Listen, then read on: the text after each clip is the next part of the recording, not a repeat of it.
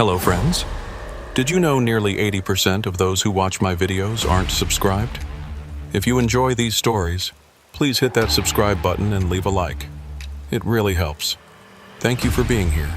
By the way, where are you watching from? Let me know in the comments. The assignment came in on a Tuesday in late February at 4:47 p.m. I remember the exact time because I was watching the clock on my phone, counting down the seconds until I could finish my work and head home. But then my company tablet buzzed with a new assignment. Emergency coastal transport. Refrigerated medicines. Deadline is critical. Route 1A, north to Harbor's End. Move immediately. I stared at the screen for 10 seconds, hoping that if I looked long enough, the message would change. In February, Route 1A meant one thing: the frozen coastline. This highway stretches about 200 miles along the Atlantic, passing through areas where ocean spray freezes in the air and coats everything in a thick layer of glass-like ice. Most drivers avoid this road in winter, at least the sensible ones, but I needed the money. My ex-wife's lawyer had made sure of that. The divorce settlement was bleeding me dry, and every extra run meant I could maybe afford to see my daughter for her birthday next month. So I signed off on the dispatch, grabbed my thermos of coffee that had gone cold 3 hours ago, and headed out to the yard.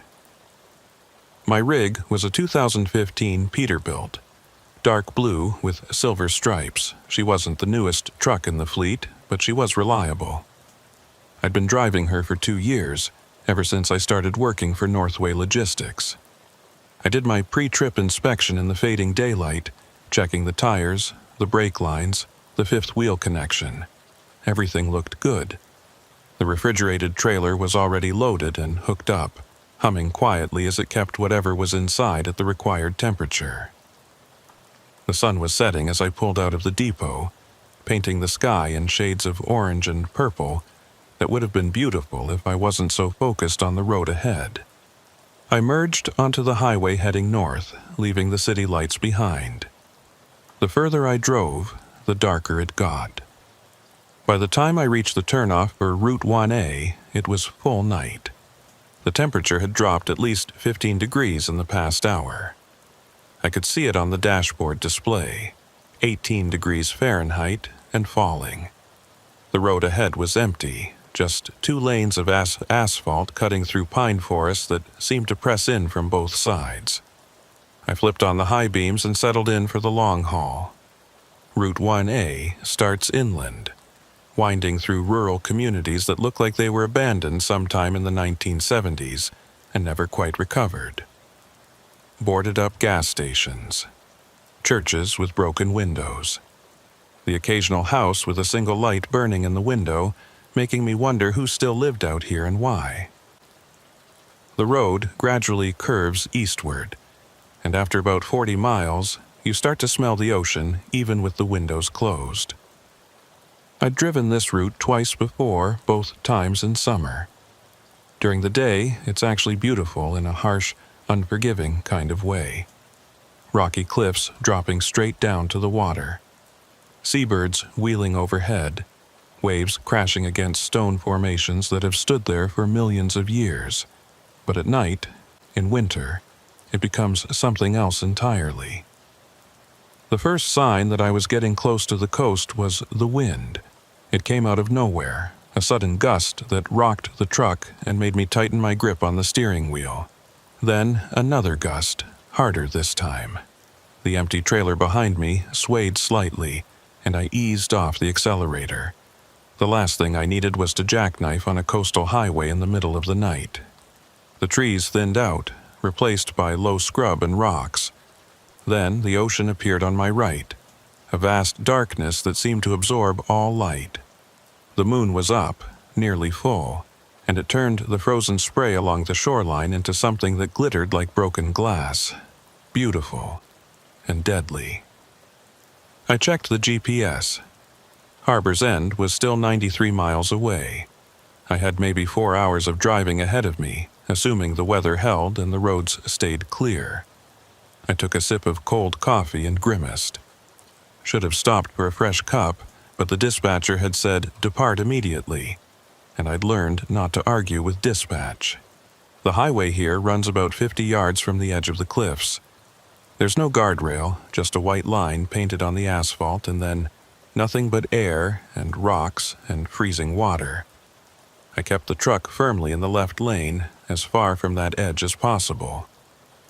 The wind was getting stronger, and I could hear it howling around the cab, a low, moaning sound that rose and fell like something breathing. That's when I noticed the ice. Not on the road, at least not yet, but coating everything else. The rocks, the scrub, the few stunted trees that managed to grow this close to the ocean. Everything was encased in ice, reflecting the moonlight in weird, distorted ways. It made the landscape look alien, like I was driving on some frozen planet instead of the main coast. I'd been on the coastal stretch for maybe 20 minutes when I saw the first odd thing. It was small, easy to miss if you weren't paying attention. A reflector post on the right side of the road, the kind they put up to mark the edge of the pavement when it snows. Except this one had something hanging from it, something dark and irregular that swayed in the wind. I slowed down as I approached, trying to get a better look. It was hard to tell in the headlights, but it looked like fabric. A piece of cloth, maybe, or a plastic bag. I told myself it was trash, blown up from the ocean and caught on the post. That made sense. Wind this strong could carry all kinds of debris. But as I passed it, my headlights caught it at just the right angle, and for a split second I could have sworn it looked like a coat. A child's coat. Dark blue or black, with the arms spread out like someone was hanging there. I looked in the side mirror trying to see it again, but it was already behind me, swallowed by the darkness. Probably just a trash bag, I told myself. The wind and the darkness were playing tricks on my eyes. That happens sometimes on long night drives. Your brain starts filling in details that aren't really there. I shook my head and focused on the road. The white line glowed in my headlights, a steady guide leading me north. The ocean roared somewhere to my right, waves crashing against the frozen rocks with a sound like thunder. Between the wind and the waves, the noise was almost deafening, even inside the cab. The heater was running full blast, but I could still feel the cold seeping in around the edges of the doors and windows. I cranked it up another notch and pulled my jacket tighter.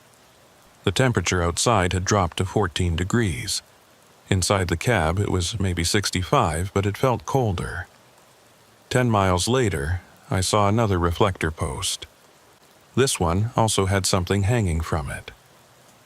I was ready this time, watching carefully as I approached. It was definitely fabric, and it was definitely moving in the wind. But this one looked different, larger. As I got closer, my headlights illuminated it clearly. It was a shirt, a man's work shirt, blue denim with the sleeves spread wide. It was buttoned up as if someone was still wearing it, but there was nothing inside. Just an empty shirt hanging from the post, twisting slowly in the wind. I felt a chill that had nothing to do with the temperature. This wasn't trash. Someone had put that there deliberately. But why? And who?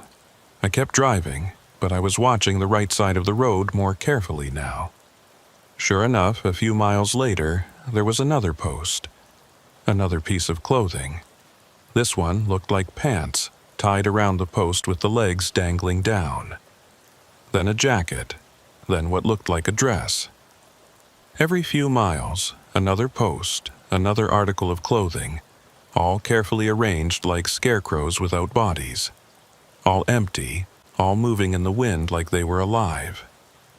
I tried to think of a reasonable explanation. Maybe it was some kind of art installation. People did weird things along coastal highways sometimes, trying to make statements about the ocean or climate change or whatever. Or maybe it was a memorial. People left crosses and flowers at accident sites all the time. Maybe this was something similar. But deep down, I knew those explanations didn't fit. There was something wrong about the whole thing. The way the clothes were arranged, spread out like bodies. The way they appeared at regular intervals, like markers. The way they moved in the wind, almost like they were waving at me as I passed. I checked my phone. No signal. That wasn't unusual out here. The coastal stretch was remote, and cell towers were few and far between. I'd have to wait until I got closer to Harbor's End before I could call anyone. The road curved inland slightly, following the contour of a bay. The wind died down a bit, and the roar of the waves faded to a distant rumble. I allowed myself to relax slightly. Maybe the weird roadside display was behind me now. But then I came around a bend and saw it, a rest area ahead on the right. I almost missed it. There was no sign, no lights, just a gravel turnoff leading to a small parking area maybe 100 feet from the road. I wouldn't have noticed it at all except for one thing. There was a truck parked there, a semi like mine, sitting in the darkness with no lights on. As I passed the turnoff, my headlights swept across it briefly. It was an older model, white, with rust spots visible even in the quick glimpse I got. And it was covered in ice, thick layers of it coating the cab and trailer like it had been sitting there for weeks. I should have kept driving. Every instinct I had told me to keep my foot on the accelerator and put as much distance between myself and that frozen truck as possible. But I didn't. Instead, I found myself slowing down, then pulling onto the shoulder about a quarter-mile past the rest area. I sat there for a long moment, engine idling, trying to decide what to do. The sensible thing would be to keep going. Someone else's truck wasn't my problem. They probably broke down and called for a tow, and that ice buildup just meant the truck had been sitting there a while. None of my business. But what if someone was still in there? What if a driver had pulled off to rest and gotten stranded somehow? This far north, in these temperatures, a person could freeze to death in a few hours without heat. I'd heard stories about drivers who fell asleep in their cabs during winter storms and never woke up. I put the truck in reverse and carefully backed up along the shoulder until I reached the turnoff. The rest area was dark, no lights at all, and the gravel parking lot was completely empty except for that one truck.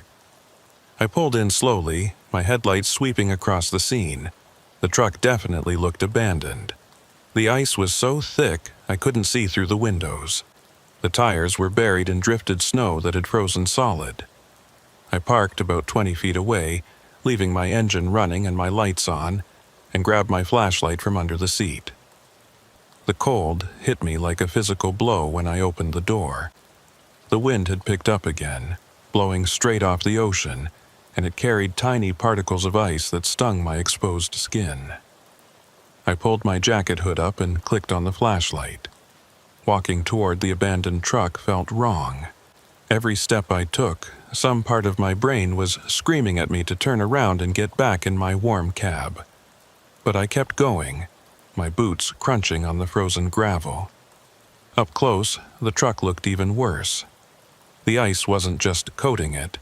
It had formed strange patterns, like fingers or roots spreading across the metal. The driver's side door was slightly ajar, and a thin layer of snow had drifted into the gap. I reached for the handle. That's when I heard it. A voice, faint and distant, coming from somewhere behind the truck. It sounded like someone calling for help, but the wind distorted it, making it impossible to tell if it was male or female, or even human. It could have been the wind itself, moaning through some gap in the rocks along the coast. I stood there, frozen, listening. The sound came again, clearer this time. Help. Definitely a word. Definitely a voice. And it was coming from the ocean side of the rest area where the ground sloped down toward the cliffs. I pointed my flashlight in that direction, but the beam only penetrated about 30 feet into the darkness before being swallowed up. I could hear the waves crashing below, louder now, and the wind was howling like something alive. "Hello," I called out. My voice sounded small and weak against the roar of the elements. "Is someone there?" No response, just the wind and the waves and the creaking of ice-covered trees. I waited another minute, then turned back to the truck. The door was still ajar. I pulled it open, wincing as ice cracked and fell away. The interior was dark and empty, the seats covered in frost. No driver, no personal belongings, nothing that indicated anyone had been here recently. I was about to close the door when I noticed something on the passenger seat. A logbook, frozen, partially open. I reached in and carefully pried it loose from the ice. The last entry was dated January 15th, more than a month ago. The handwriting was shaky, hard to read, but I could make out a few words. "Can't find the road. Keep going in circles. The voices won't stop." A chill ran down my spine that had nothing to do with the temperature. I dropped the logbook back onto the seat and backed away from the truck. I needed to get out of here, now. As I turned toward my rig, I heard that voice again. "Help me." Closer this time, much closer, coming from right behind me. I spun around, flashlight raised like a weapon. There was nothing there, just the abandoned truck, the frozen ground, the darkness beyond my light. "Help me," again, but this time it sounded like it was coming from my left. I swung the flashlight in that direction. Nothing. "Help me," now from my right. "Help me," behind me. "Help me," all around me. Multiple voices now, overlapping and echoing, coming from every direction at once. I ran. I don't remember making the decision. My legs just started moving on their own. I sprinted across the frozen gravel, slipping and nearly falling twice, my breath coming in ragged gasps. I could hear the voices following me, getting louder, more insistent. I reached my truck and yanked the door open, practically throwing myself inside. I slammed it shut and locked it, my hands shaking so badly I could barely get the keys in the ignition. The engine was still running, thank God. I threw it in gear and hit the accelerator. The tires spun for a second on the icy gravel before finding purchase. The truck lurched forward, and I steered back toward the highway, not caring about the careful, slow approach I'd used to get in here. I just wanted out. As I reached the road and swung back onto the pavement, I made the mistake of looking in my side mirror. In the red glow of my taillights, I could see the rest area receding behind me. And I could swear I saw figures standing there, dozens of them, silhouetted against the darkness, all watching me leave. I faced forward and kept my eyes on the road, pressing the accelerator harder than I should have on these conditions. The speedometer climbed to 50, then 55, then 60. Too fast for this road, but I didn't care. I needed distance between myself and whatever the hell that was. After about 10 miles, when my heart rate had finally started to slow down, I allowed myself to think about what had just happened. The logical part of my brain tried to explain it away. The voices were just the wind. The figures were shadows and ice formations. The logbook was probably from some driver who got stuck in a storm and exaggerated what happened. But I knew what I'd heard. Those were voices, real human voices, calling for help. And that logbook entry, "Keep going in circles. The voices won't stop." What did that mean? I checked the GPS. Harbor's End was now only 47 miles away. Less than an hour if I kept up this pace. I could make it. I just had to stay on the road and keep moving forward. The coastline was back on my right now, the frozen cliffs gleaming in the moonlight. The wind had died down slightly, and the ride was smoother. I took a deep breath and tried to calm down. I was fine. I was safe. I was in a 2-ton truck with a full tank of gas, heading toward the civilization. Then I noticed something that made my blood run cold. The mile markers. I'd just passed mile marker 127. I watched the next one approach, 126, then 125, then 124. Normal, counting down as I drove north. But then I saw 125 again. I blinked, sure I'd misread it. But no, the next marker was definitely 125. Then 126, then 127. The markers were going backward. I was heading north, but the mile markers indicated I was going south, back the way I'd come. I slowed down, staring at the markers as I passed them. 127, 126, 125, 124, 123. Then 124, 125, 126, 127. Up and down, like I was driving in circles even though the road ahead was straight. This wasn't possible. Mile markers didn't work like this. They were fixed, permanent, installed by the highway department to mark distance. They couldn't change. I focused on the GPS. It still showed me heading north, getting closer to Harbor's End. The map showed the road as a simple line following the coast. Nothing about circles or loops. Just a straight route from point A to point B. But the mile markers kept flickering. Forward, backward, forward, backward. And now that I was paying attention, I realized something else was wrong. The road itself looked the same. Not just similar, but identical. That rock formation on the right, I'd passed it before. And that dead tree on the left, branches coated in ice, I'd seen it already. I was going in circles. Somehow, impossibly, I was driving in circles on a straight road. I pressed harder on the accelerator. The speedometer hit 70. The truck shook with the speed, the wind resistance, the rough pavement. I didn't care. I had to break out of this loop, had to get past whatever geographical anomaly was causing this. The GPS showed I was making progress. 43 miles to Harbor's End, then 40, then 38. The numbers were counting down normally, even if the mile markers and landmarks weren't. I decided to trust the GPS. It was satellite-based, receiving signals from space. It couldn't be fooled by whatever was happening with the physical road. I kept my eyes on the screen, watching the little blue arrow that represented my truck inch steadily northward along the route. 35 miles. 32. 28. The road began to climb, rising up away from the immediate coastline. The trees grew thicker on either side, blocking the view of the ocean. This was new, different from the loop I'd been stuck in. I was making real progress. 25 miles to Harbor's End. I allowed myself a small sigh of relief. Whatever had happened back there, I was past it now. The road was normal again. The mile markers were counting down correctly. Everything was fine, except it wasn't. Because now I could see lights ahead. Not street lights or house lights, but something else.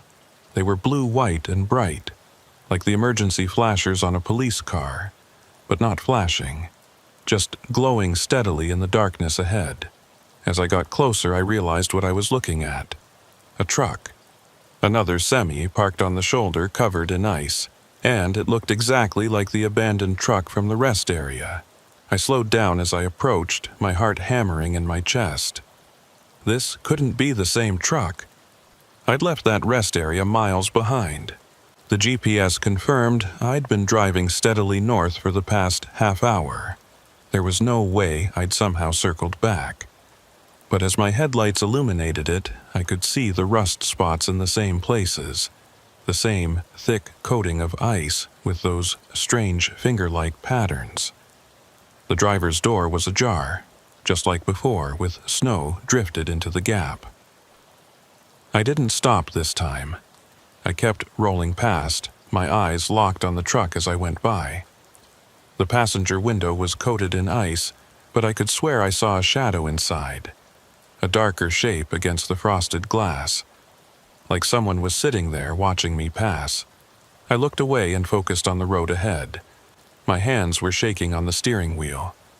This wasn't possible. trucks didn't teleport, I hadn't turned around. I'd been driving in a straight line for miles. The GPS still showed me heading toward Harbor's End, now 23 miles away. But how could I trust it? How could I trust anything when the physical evidence of my eyes told me I was going in circles? I drove for another 10 minutes, the road climbing higher into the hills above the coast. The wind was stronger up here, rocking the truck with each gust. I could hear the trailer swaying behind me, the load shifting slightly despite the tie-downs. I eased off the accelerator, not wanting to lose control. That's when the snow started. Just a few flakes at first, dancing in my headlights, but within minutes it was coming down harder. Big, wet flakes that stuck to the windshield and reduced visibility to maybe 100 feet. I turned the wipers on high and slowed down to 40 miles per hour. The GPS showed 18 miles to Harbor's End. I was so close. I just had to keep going for another 20 minutes, maybe 30 in these conditions, and I'd be there. I'd deliver the load, collect my pay, and never take a coastal run in winter again. I didn't care how much they offered me. The snow was getting worse. I could barely see the road now, just a vague white corridor between dark trees. The wind was howling and I could feel the truck being pushed sideways with each gust. I dropped my speed to 30, then 25.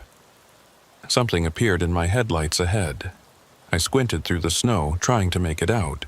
It was dark and irregular, standing in the middle of the road. I hit the brakes, feeling the truck slide slightly on the snow-covered pavement before the ABS caught and brought me to a controlled stop. I sat there, engine idling, wipers working overtime to clear the windshield. The shape ahead resolved itself into a person. Someone was standing in the middle of the road, facing me. They were wearing what looked like a long coat, dark-colored, and they weren't moving. Just standing there in the blowing snow like a statue. I honked the horn. 3 long blasts that echoed weirdly in the snow-muffled night. The figure didn't move. I honked again, leaning on it this time. Still nothing. Whoever it was, they either couldn't hear me or didn't care. I put the truck in park and left the engine running. I didn't want to get out, didn't want to leave the warm safety of the cab, but I couldn't just sit here all night. And I definitely couldn't drive around them. The road was too narrow, with trees pressing in on both sides. I grabbed my flashlight and opened the door. The wind nearly ripped it out of my hand. Snow immediately began accumulating on the seat. I stepped down onto the pavement, my boots sinking into about 2 inches of fresh powder. "Hey!" I shouted, my voice barely carrying over the wind. "You need to move!" The figure didn't respond.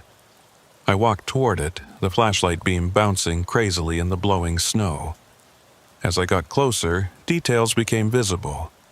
The coat was old-fashioned, like something from the 1950s or earlier, and the person wearing it wasn't moving at all, not even swaying in the wind.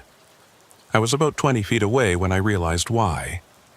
It wasn't a person, it was another piece of clothing, just like the ones I'd seen hanging on the reflector posts.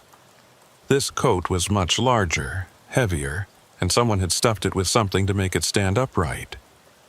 Sticks or branches, maybe, forming a rough skeleton inside the fabric. I lowered the flashlight, relief washing over me. Not a person. Just another weird roadside display. I could push it off to the side and keep going, but as I reached out to grab it, the coat moved. Not from the wind. This was different. The arms rose slowly, spreading wide like it was welcoming me into an embrace. And then it fell apart, collapsing in on itself as whatever was holding it up gave way. I jumped back, my heart racing. When I pointed the flashlight at the pile of fabric, I could see there was nothing inside. No sticks, no frame, nothing that could have made it stand up or move. Just an empty coat lying in the snow. I ran back to the truck, not caring how it looked, not caring about anything except getting away from that thing. I threw myself into the cab and slammed the door, breathing hard. Through the windshield, I could see the coat still lying in the road where it had fallen. I put the truck in gear and drove around it, giving it as wide a berth as the narrow road allowed. The tires spun slightly in the snow before catching. I accelerated carefully, climbing up through the gears, my eyes fixed on the road ahead. The GPS showed 14 miles to Harbor's End. 14 miles. I could do this. Whatever was happening out here, whatever weird art project or sick joke this was, I could survive 14 more miles. But the snow was getting worse. The visibility dropped to maybe 50 feet, then 40. I was crawling along at 20 miles per hour, hunched over the steering wheel, straining to see the road. The white line on the right was my only guide, a faint stripe that occasionally disappeared under drifted snow. I'd been driving for what felt like hours, but was probably only 15 minutes when I saw lights ahead again. Red lights this time, tail lights. Another vehicle on the road. Relief flooded through me. I wasn't alone out here anymore. Someone else was crazy enough to be driving in these conditions. I accelerated slightly, trying to close the distance. Maybe we could convoy together, make the last few miles to Harbor's End safer. But as I got closer, I realized something was off. The vehicle ahead wasn't moving. The taillights were stationary, just glowing in the darkness like red eyes watching me approach. I slowed down, caution overriding my desire for company. As my headlights illuminated the vehicle, my stomach dropped. It was a semi, white, with rust spots, covered in ice, the same truck, again. But that was impossible. I'd passed it twice already, miles apart, and I hadn't turned around, hadn't made any turns at all. The road had been straight, just one continuous climb into the hills. There was no way I could have circled back to the same truck a third time. I stopped about 50 feet behind it and put the truck in park. My hands were shaking again, and I felt a pressure building behind my eyes like I was about to cry or scream, or both. This wasn't happening. It couldn't be happening. I looked at the GPS. It showed me 11 miles from Harbor's End, still on Route 1A, heading north. The little blue arrow representing my truck was in the right place, but the physical evidence said otherwise. I thought about the logbook I'd found in the truck the first time. Can't find the road. Keep going in circles. The voices won't stop. The voices. I hadn't heard them since the rest area, but now that I thought about it, I could hear something under the wind noise. A low murmuring, like multiple people talking at once but too far away to make out words. I rolled down the window slightly, letting in a blast of cold air and snow. The murmuring got louder. It was definitely voices, dozens of them, maybe hundreds, all overlapping into a wall of sound that rose and fell like waves. I rolled the window back up, my heart pounding. This wasn't real. It couldn't be real. I was hallucinating, that was the only explanation. The long hours, the stress of the drive, the isolation. It was all catching up to me. I was having some kind of breakdown, but I didn't feel crazy. I felt terrified, yes, but my mind was clear. I knew where I was, what day it was, what I was supposed to be doing. I wasn't delusional or confused. I was just stuck on a road that didn't make sense, seeing things that shouldn't exist. I looked at the abandoned truck again. The driver's door was ajar, just like before. And I knew, with absolute certainty, that if I got out and opened that door, I'd find the same logbook on the passenger seat with the same entry dated January 15th. I wondered about the driver who'd written that entry. Where were they now?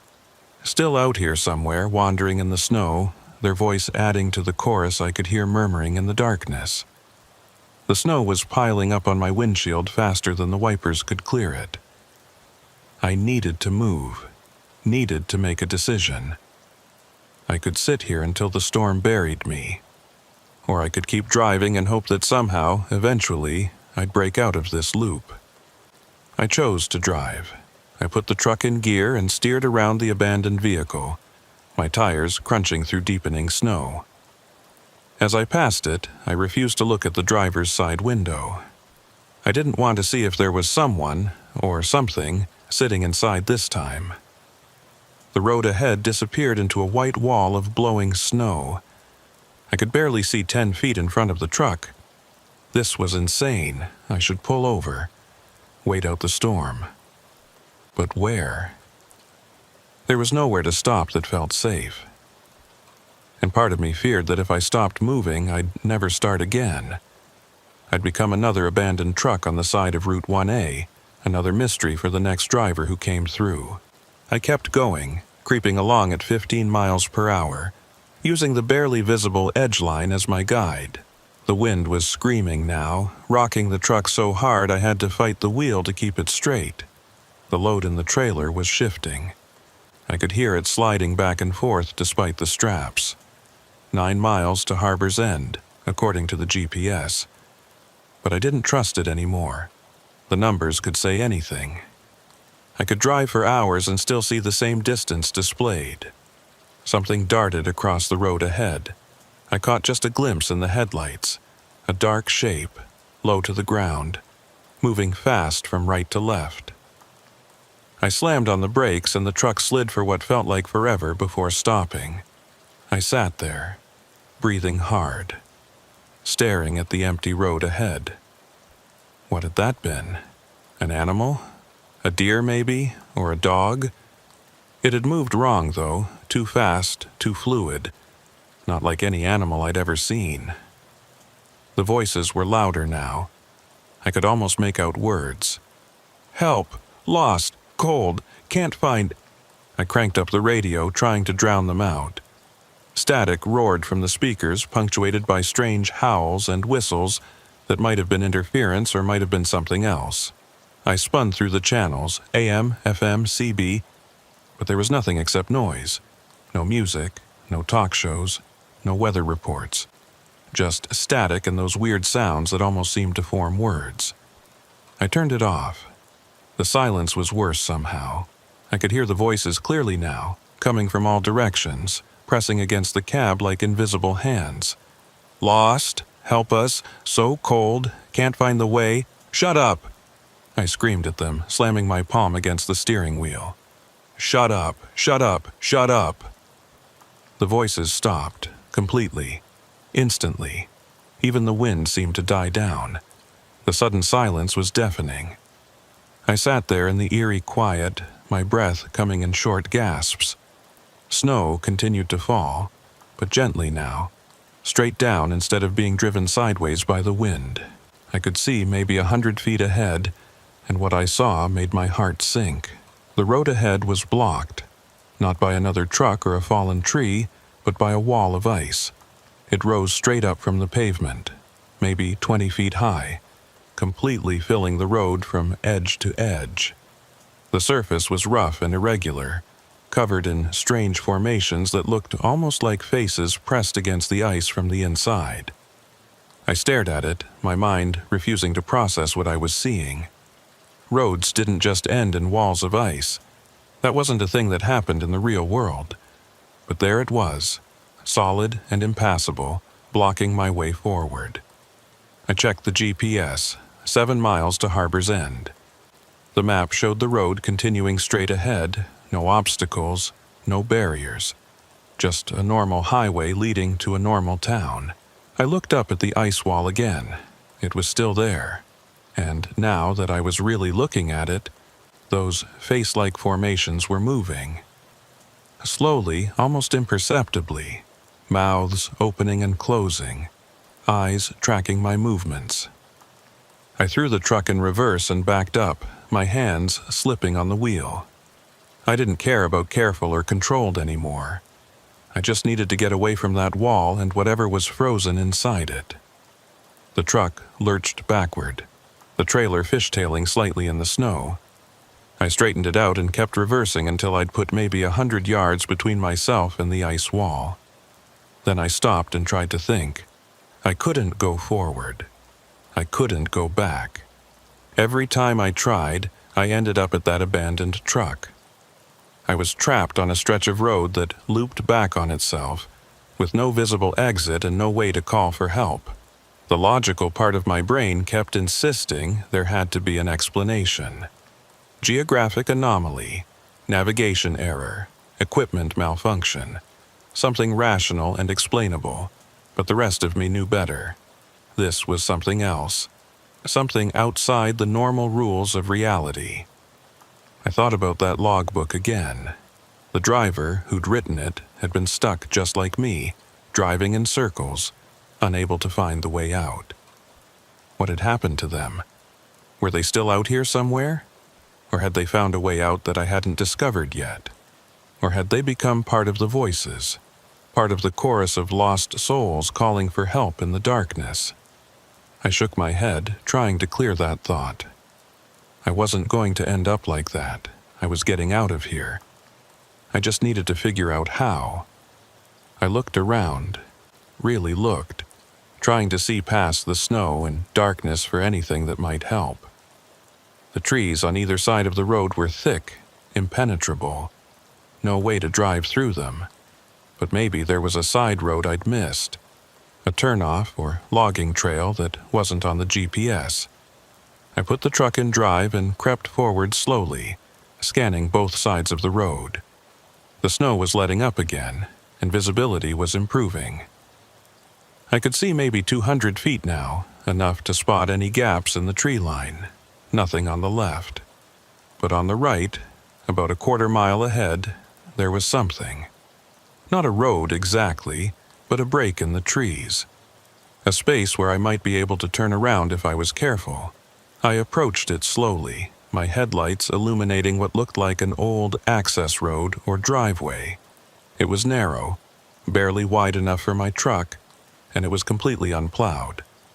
But it led away from the main road, and right now, that was the only direction that mattered. I turned the wheel and carefully guided the truck into the gap. Branches scraped against the sides of the cab with a screech like fingernails on metal. The ground was uneven, and I could feel the truck bouncing over hidden rocks and roots. But I was making progress, moving perpendicular to the cursed highway. The access road curved to the left, then to the right, winding between massive pine trees. Snow covered everything, making it impossible to see what was beneath. I could be driving over solid ground, or a frozen stream, or the edge of a cliff. No way to know. After about 5 minutes of careful driving, the trees opened up slightly and I found myself in a small clearing. And there, in the middle of that clearing, was a building. It was a house. Or it had been a house once. 2 stories, old colonial style, with a wraparound porch and dark windows that reflected my headlights like dead eyes. The paint was peeling, what little I could see of it under the layers of ice and snow.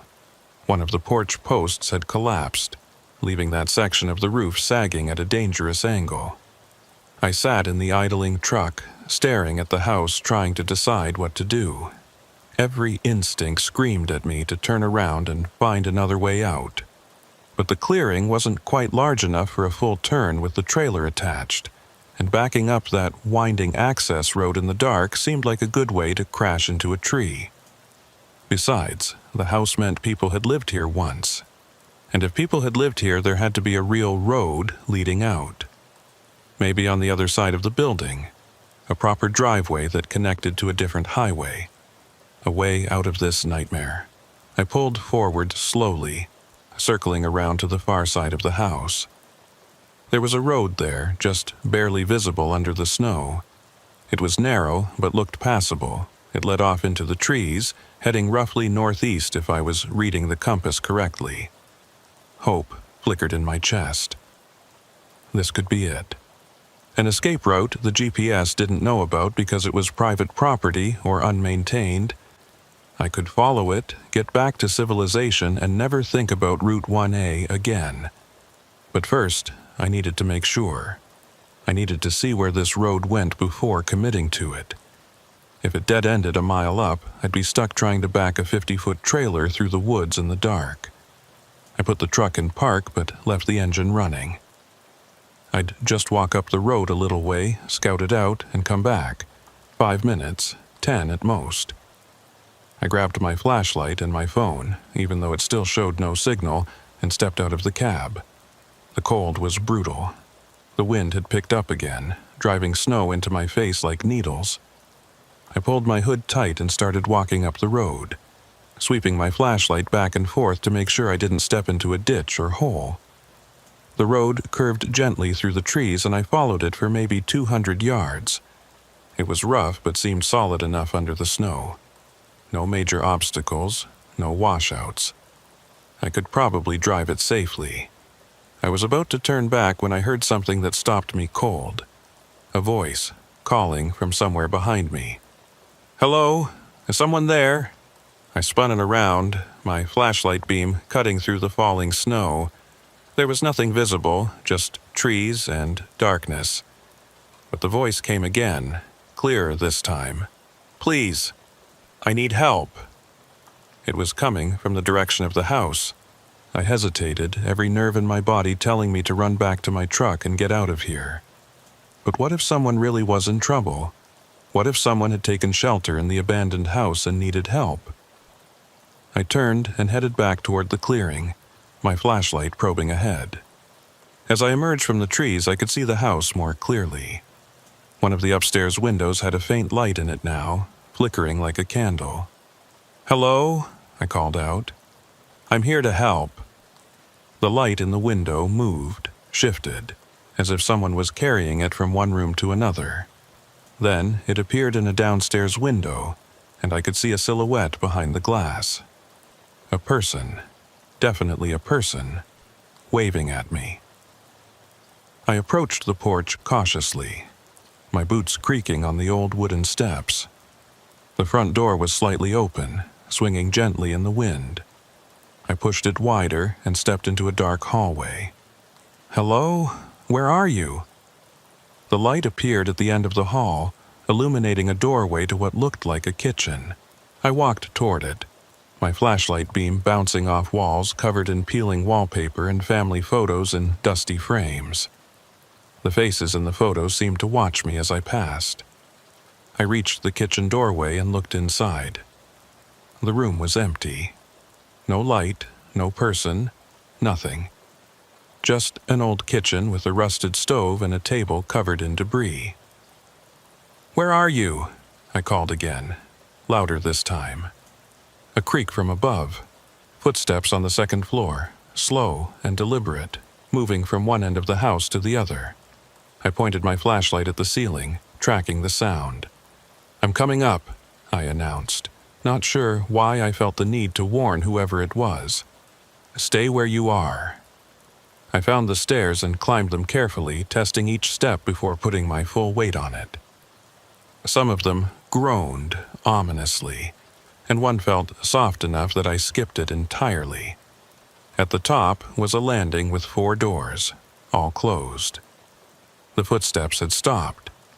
Everything was silent except for the wind rattling the windows. "Hello?" My voice echoed strangely in the enclosed space. One of the doors swung open slowly. Not from the wind, there was no draft up here.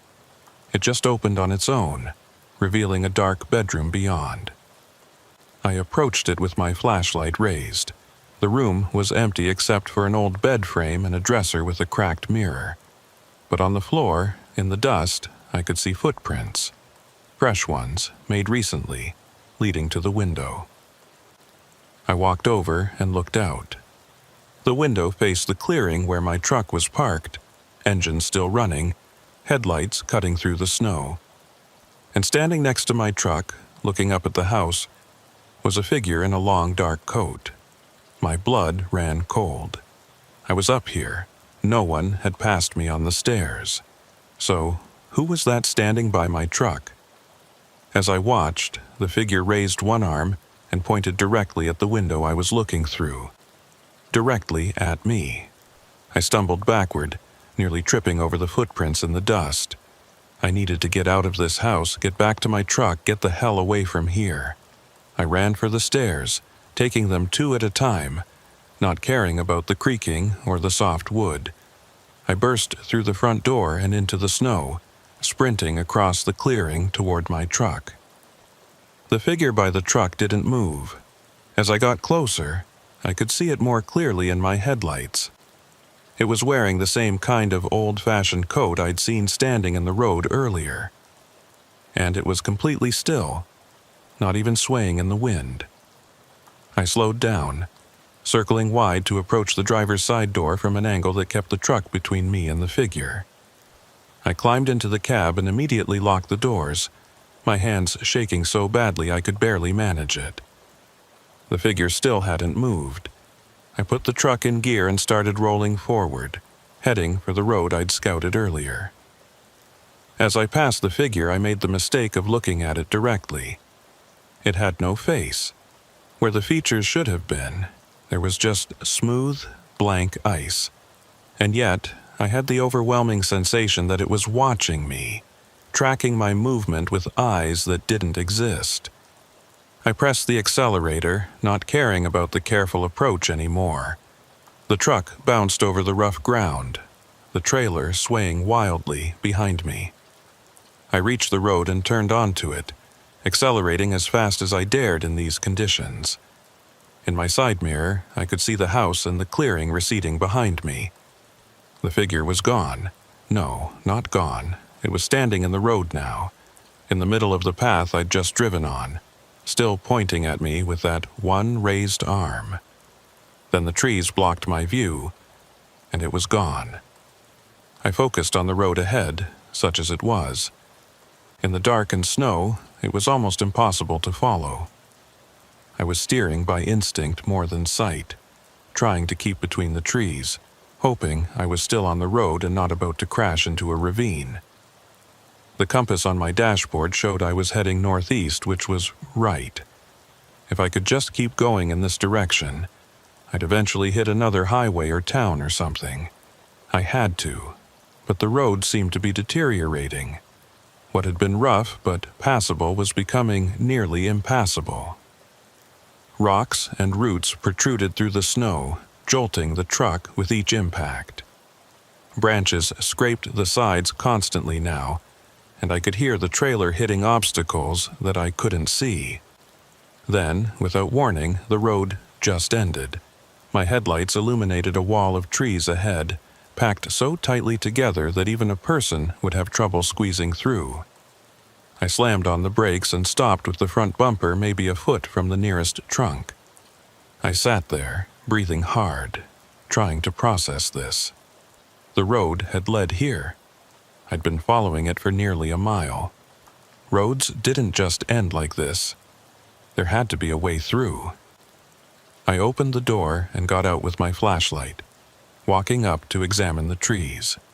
They were real, solid, ancient pines that must have been here for 100 years or more, and they formed an impenetrable barrier. There was no way my truck was getting through. I walked back along the road I'd come from, looking for any turn I might have missed, but there was nothing. Just one narrow track leading straight to this dead end.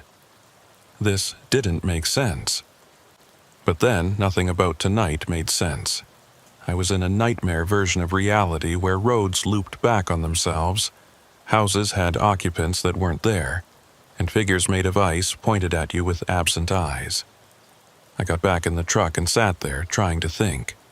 I could reverse back the way I'd come, but that would take me past the house again, past that figure that had no face. The thought of it filled me with a dread so profound I could barely breathe. But what choice did I have? The road ahead was blocked. The only way out was back. I put the truck in reverse and started backing up, using my mirrors and the backup camera to navigate. The trailer made this incredibly difficult, especially in the dark with snow limiting visibility. I was moving maybe 5 miles per hour, constantly adjusting the wheel to keep from jackknifing. It took forever. Every minute felt like an hour, and all I could think about was what I'd find when I got back to the clearing. Would the house still be there? Would there be more figures waiting? Finally, I saw the clearing opening up ahead. I backed into it and stopped, my headlights sweeping across the scene as I straightened out. The house was still there, but it looked different. Older, more decrepit. Parts of the roof had collapsed, and several windows were broken. It looked like it had been abandoned for decades, not hours. And there were more figures now, dozens of them, scattered around the clearing, all wearing those long dark coats, all standing perfectly still, all facing my truck. I sat frozen in horror, my mind refusing to accept what I was seeing. Where had they come from? They hadn't been there before. The clearing had been empty except for that one figure. One of them moved, just a slight step forward, but in contrast to their previous stillness, it was shocking. Then another one moved, and another. Slowly, incrementally, they were all starting to move toward my truck. I threw it in drive and hit the accelerator, not caring that I was driving straight toward them. The truck lurched forward, picking up speed, and the figures didn't move out of the way. I was going to hit them, going to plow right through them, and part of me didn't care. But at the last second, they dispersed. Like smoke or fog, they just came apart, dissolving into the falling snow as if they'd never been solid at all. The truck passed through the space where they'd been standing, through wisps of cold mist that evaporated against the windshield. I kept going, bouncing back down the access road toward Route 1A. I didn't slow down, didn't look back. The branches tore at the truck and trailer, and I could hear things breaking and scraping, but I didn't care. I just needed to get back to the main road, to something familiar even if it was cursed. The access road seemed longer now, twisting and turning in ways I didn't remember from before. But eventually, I saw pavement ahead and burst out onto Route 1A in a spray of snow and gravel. I straightened the truck out and looked both ways. The abandoned white semi was nowhere in sight. The road ahead was empty, just snow and darkness and that endless white line leading north. I checked the GPS. 5 miles to Harbor's End. I didn't believe it, but I started driving anyway because what else was I going to do? Stop and wait for those figures to coalesce out of the snow again? Keep searching for side roads that led to dead ends and impossible houses? No, I was going to drive. I was going to keep my foot on the accelerator and my eyes on that white line, and I was going to drive until I either reached Harbor's End or ran out of road or went completely insane. The snow was falling harder again, and the wind had returned with renewed fury. The truck rocked and swayed, the load in the trailer shifting dangerously. I could hear things breaking back there, expensive pharmaceuticals that I was supposed to deliver intact. The company would probably fire me. I didn't care. 4 miles, 3 miles, 2 miles. The road was descending now, dropping back down toward the coast. I could hear the ocean again, the crash of waves against frozen rocks. The sound was almost comforting in its normality. Waves were real, the ocean was real. These were things that existed in the normal world. 1 mile to Harbor's End. I could see lights ahead now, real lights, street lights and building lights. The warm glow of civilization. I wanted to cry with relief. The road leveled out, and suddenly I was driving through the outskirts of town. Buildings on both sides, closed for the night but undeniably real. A gas station, a grocery store, a hardware store. Normal things, real things. The GPS announced that I'd reached my destination. I pulled into the warehouse parking lot, which was lit up like midday under sodium vapor lights. There was a guard shack by the entrance, and a man in uniform came out to check my paperwork.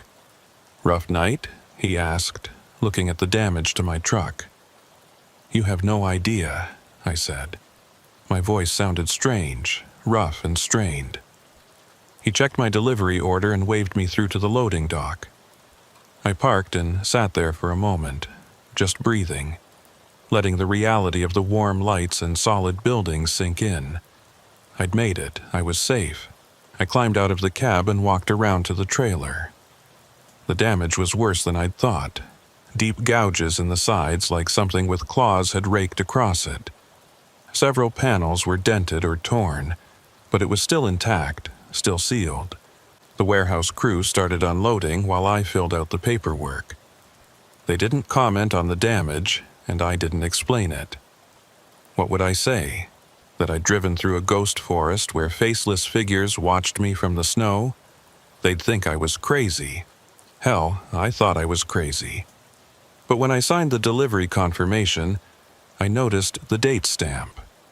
February 16th, 11:47 p.m. I'd left the depot on February 15th at around 6 p.m. According to my watch and the truck's computer, I'd been driving for maybe 6 hours, 7 at most, but somehow I'd lost an entire day. Somewhere on that frozen coastal route, 24 hours had just disappeared. I thought about mentioning it to someone, but what good would that do? I had no proof, no evidence, just my word and a damaged trailer and a persistent feeling that something terrible had happened, even though I couldn't quite remember what. The crew finished unloading, and I signed the final paperwork. The warehouse manager told me I could park the truck and get some sleep in the driver's lounge before heading back. I thanked him and moved the truck to the designated area. But I didn't sleep. I sat in the lounge with a cup of bad coffee, watching the snow fall outside the window, trying to process what I'd experienced. The faces frozen in the ice wall, the impossible house with its phantom occupants, the figures that dispersed like smoke. Were they real? Or had I experienced some kind of psychological break brought on by exhaustion and isolation? I'd heard stories about truckers who drove too long without sleep and started hallucinating, seeing things that weren't there. Maybe that's all this was. But it had felt real. The cold, the fear, the overwhelming sense of wrongness. You didn't imagine things that vividly, did you? I pulled out my phone and searched for information about Route 1A. There wasn't much. It was designated a scenic route, recommended for summer travel but considered dangerous in winter. There were a few mentions of accidents over the years, mostly weather-related. Nothing about disappearances or anomalies. I searched for the abandoned white truck I'd seen. Nothing came up. I tried different search terms, different combinations. Still nothing. Then I searched for truckers who'd disappeared on coastal routes. The results made my blood run cold. There were dozens of cases. Drivers who'd started a coastal run and never arrived. Trucks found abandoned on the side of the road with no sign of the driver. Logbooks with increasingly erratic entries that suddenly stopped. One article from 2011 mentioned a driver named Marcus Webb who'd disappeared on Route 1A during a February snowstorm. His truck was found at a rest stop, covered in ice, with a logbook open to the last entry. Can't find the road. Keep going in circles. The voices won't stop. Webb. The same name that had been on the logbook I'd found. But this article was from 2011. The entry I'd seen was dated 2017. Unless I'd misread the date. Unless my memory was playing tricks on me, scrambling details, trying to make sense of the impossible. I put my phone away and stared at my coffee. It had gone cold. I didn't remember how long I'd been sitting there. The warehouse manager poked his head into the lounge. "You okay, buddy? You look like you've seen a ghost." "I'm fine," I lied. "Just tired." "Get some rest," he said. "Storm's supposed to break by morning. You'll have clear roads back." Back. He wanted me to drive back down Route 1A. Back through whatever I'd escaped. The thought filled me with a terror so complete I couldn't breathe. "Is there an alternate route?" I asked, trying to keep my voice steady. "Maybe inland?" He shrugged. "Sure, but it'll add 3 hours to your drive. Company probably won't approve the extra fuel." "I'll pay for it myself," I said. He gave me a strange look but didn't argue. "Suit yourself. I'll write up the route for you." I waited while he printed out directions for an inland route that would take me south without touching the coast. It was longer, more complicated, passing through smaller towns and secondary highways, but it avoided Route 1A entirely. I thanked him and headed back to my truck. The snow had stopped and the sky was clearing. Dawn wasn't far off. I could see the first hint of gray on the eastern horizon. I did my pre-trip inspection, checking everything twice. The truck was damaged but roadworthy. I'd deal with the company's questions about it later. Right now, I just wanted to get moving. I pulled out of the warehouse lot and followed the manager's directions, heading west instead of south, away from the coast, away from the ocean, away from Route 1A. As I drove, the sun started to rise, painting the sky in shades of pink and orange. Normal colors. Real colors. The world looked solid again. Ordinary. The nightmare of the previous night began to feel distant, like something that had happened to someone else. But I knew I'd never forget it. Never forget the sound of those voices calling for help. Never forget the figures without faces pointing at me from the snow. Never forget the feeling of being trapped on a road that looped back on itself, unable to escape. And I knew, with absolute certainty, that I'd never drive Route 1A again. Not in winter, not in summer, not ever. Whatever was out there on that frozen coastline, it could stay there without me. I got back to the depot 36 hours after I'd left. The company was pissed about the damaged trailer and the extra fuel costs, but they couldn't prove I'd done anything wrong. I told them I'd gotten caught in the storm and had to take an alternate route to avoid dangerous conditions. Which was true, technically. They docked my pay for the damages and put a note in my file. I didn't care. I was just glad to be back. Glad to be alive. Glad to be somewhere with other people and noise and normalcy. But I couldn't shake the feeling that something had followed me back. Nothing I could point to, nothing obvious. Just a persistent sense of being watched. Of shadows moving at the edge of my vision. Of voices murmuring just below the threshold of hearing. I started having trouble sleeping. Every time I closed my eyes, I was back on that road, driving through the snow, watching mile markers count backward. I'd wake up gasping, convinced I could hear waves crashing and wind howling. I saw a doctor. He prescribed sleeping pills and suggested therapy. I went to 3 sessions before giving up. How could I explain what I'd experienced?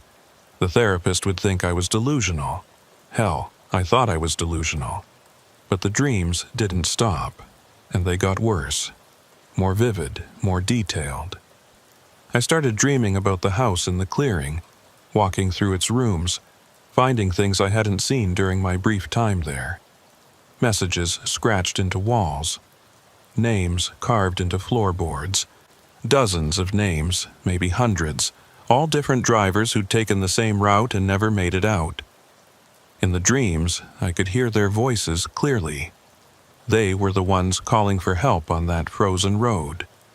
They were the ones trapped inside the ice wall, pressing against it, trying to break free. They were the figures in the long coats, waiting in the snow, searching for someone to take their place. And every dream ended the same way. I'd be driving again on Route 1A, heading north toward Harbor's End. But this time, I wouldn't make it. This time, I'd become one of them. Another voice calling for help. Another figure standing in the snow, waiting for the next driver who made the mistake of stopping. I quit the company 3 months later. Told them I was done with the long-haul driving, that I wanted something local. They were happy to accommodate. I'd been a reliable driver, and they valued that. They gave me a position doing local deliveries, short runs that never took me more than 50 miles from the depot. It helped. The nightmares became less frequent when I wasn't spending hours alone on dark highways. I started sleeping better, eating better. I even started dating someone, a woman I met at a diner who didn't ask too many questions about why a long-haul trucker had given it all up. But I still couldn't drive past the ocean without feeling it. That pull, like something out there was calling my name, like unfinished business was waiting for me on that frozen coastline. I started avoiding coastal areas entirely, took different routes, added time to my drives, just to stay inland. My boss noticed, but didn't comment. I was doing my job, making my deliveries.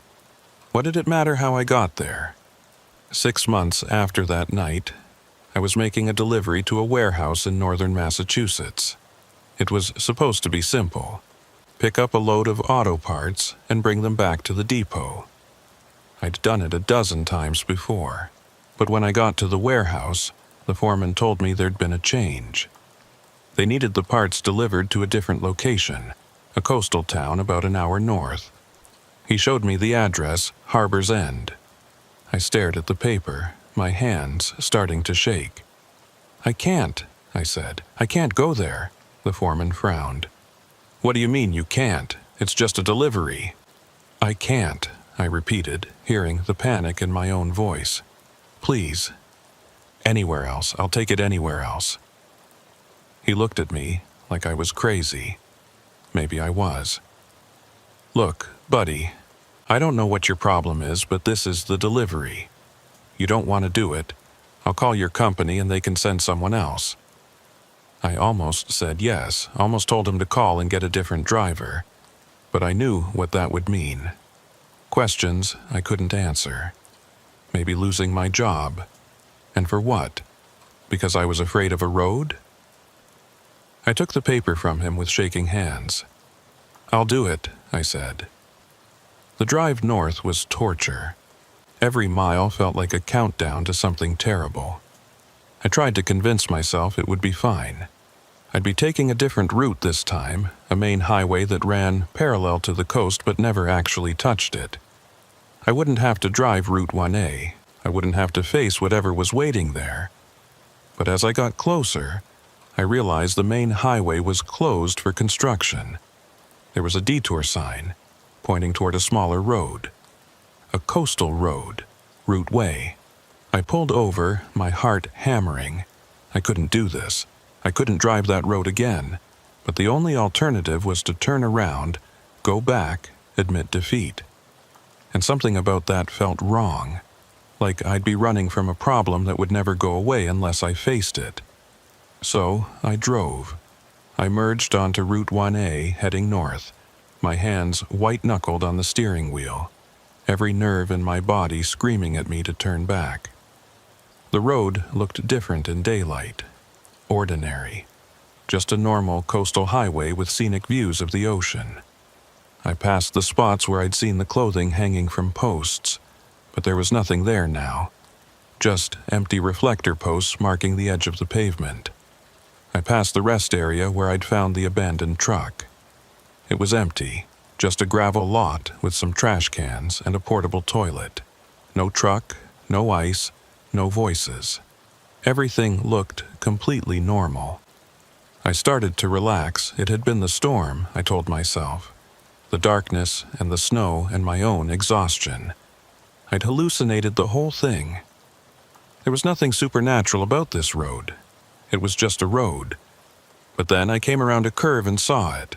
The access road leading to the clearing. The gap in the trees where I'd turned off, desperate to escape the loop I'd been trapped in. I drove past it, my eyes locked straight ahead, refusing to look. But in my peripheral vision, I could see something standing at the entrance to that access road. Something in a long, dark coat, pointing at me as I passed. I didn't slow down. I didn't look back. I just kept driving, my heart racing, my hands shaking. Harbor's End was only a few miles ahead. I could make it. I could deliver the load and get the hell out of here and never come back. The town appeared ahead, exactly as I remembered it. The warehouse was easy to find. I pulled in, made the delivery, signed the paperwork. The whole process took maybe 20 minutes, and then I had to drive back. I sat in the parking lot for a long time trying to work up the courage. The sun was setting. In another hour, it would be full dark, and I knew with absolute certainty that driving Route 1A at night was a very bad idea. I called my boss and told him I needed to stay overnight, that the delivery had taken longer than expected. He wasn't happy, but he agreed. I found a cheap motel on the edge of town and checked in, grateful for the fluorescent lights and thin walls and sounds of other people moving around. I didn't sleep. I lay in bed, staring at the ceiling, listening to the ocean in the distance. Somewhere out there on that frozen coastline, something was waiting. I could feel it, like a pressure at the back of my skull. Morning came eventually. I checked out of the motel and got back on the road, heading south on Route 1A in the early dawn light. The ocean was calm, almost peaceful. The sky was clear. Everything looked normal and safe and ordinary. I made it about 20 miles before I saw them. Figures standing at the side of the road, dressed in long, dark coats, perfectly spaced at regular intervals. I counted 11 of them before I stopped counting. They were all facing the road, all watching as I drove past. And though I couldn't see their faces clearly at this distance, I knew what I would find if I stopped and looked closely. Nothing. Just blank ice where their features should be. I kept driving, fighting the urge to speed up, to run.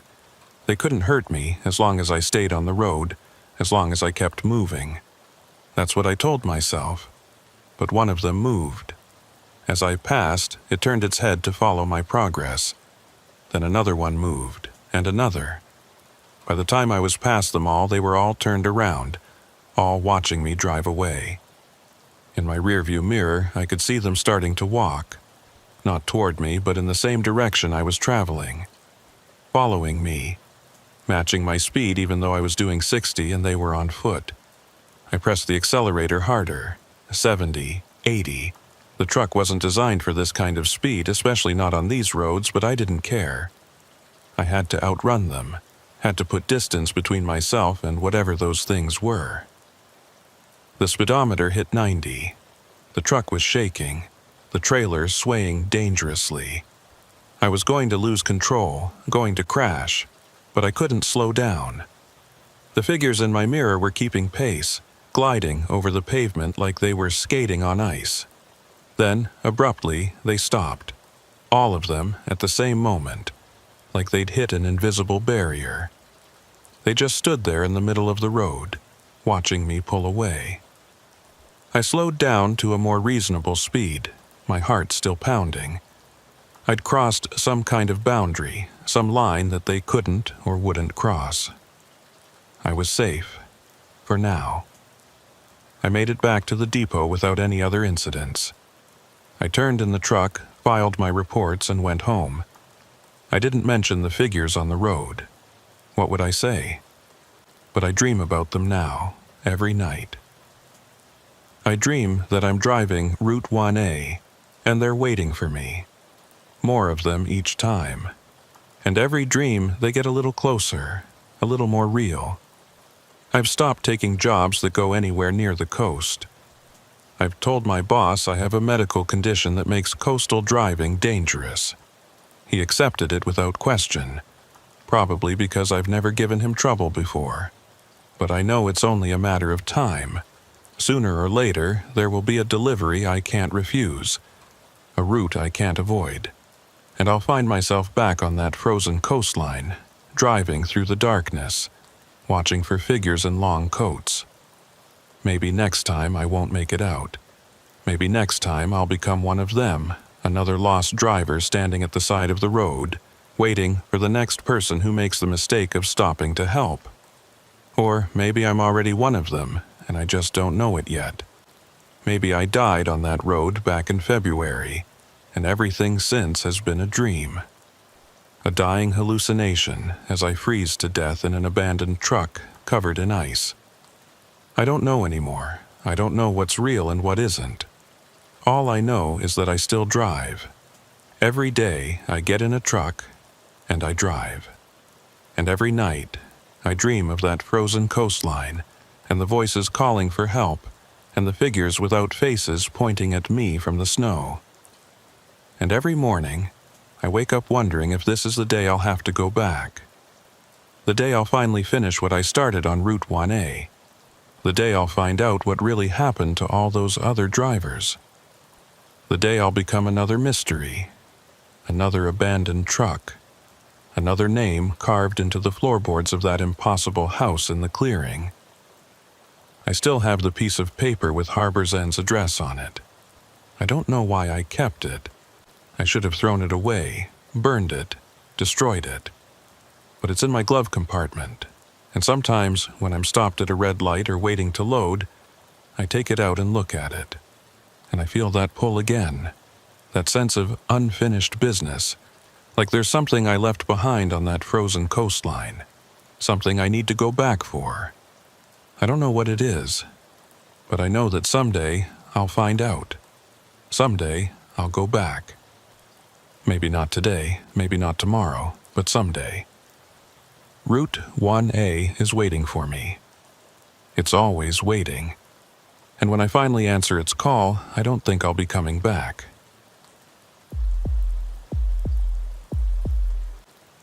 I've been hauling freight up and down the East Coast for nearly 12 years now, and in that time, I've learned to trust my instincts. When something feels wrong, it usually is wrong. That's a lesson you learn quick in this business, or you don't last long. This particular run started normal enough. It was early October, that time of year when the coastal weather can't decide if it wants to be summer or fall.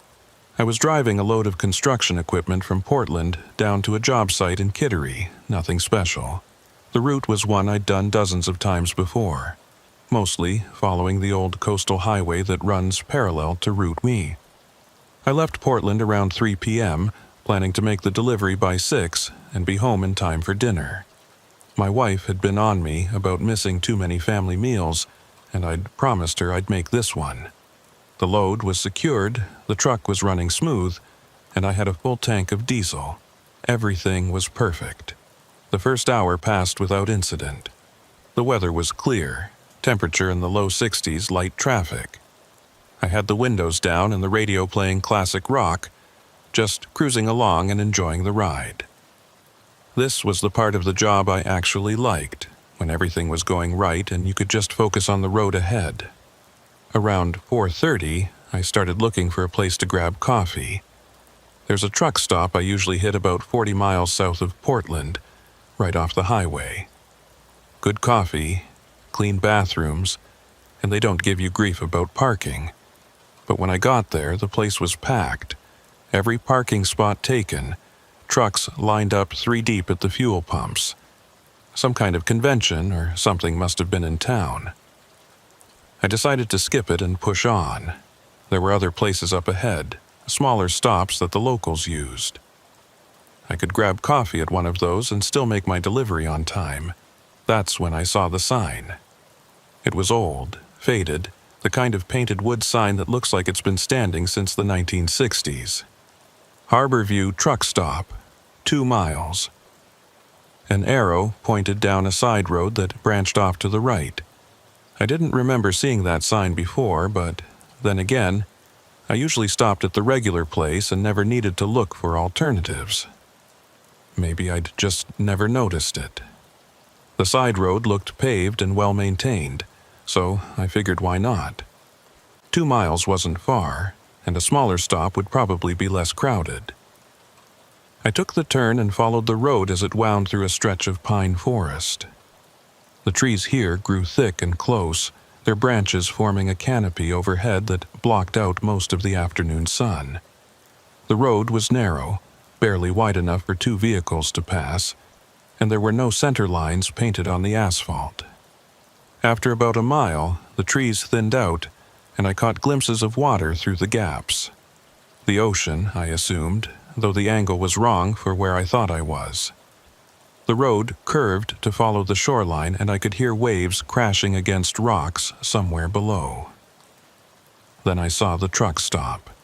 It sat in a clearing maybe 100 yards from the road, a low, cinder-block building with a rusted metal roof and a gravel parking lot.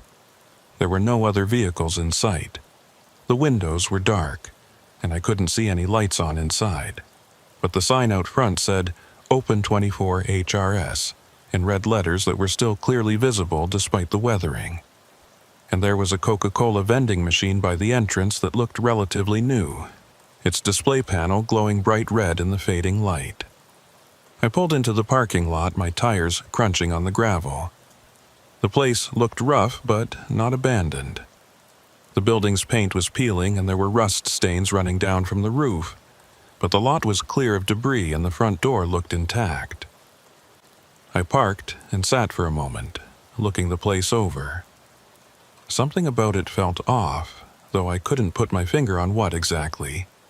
Maybe it was just the isolation, the way it sat there alone in that clearing, with nothing else around for miles. Or maybe it was the silence. Even with my engine running, I couldn't hear anything. No traffic noise from the main road, no birds, nothing. I checked my watch, 4:47 p.m. I still had plenty of time to grab coffee and make my delivery. I killed the engine and stepped down from the cab. The air smelled like salt and seaweed, that distinctive ocean smell that's stronger in the fall when the water gets cold.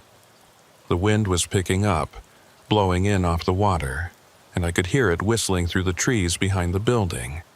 But still, no other sounds. No voices, no music from inside.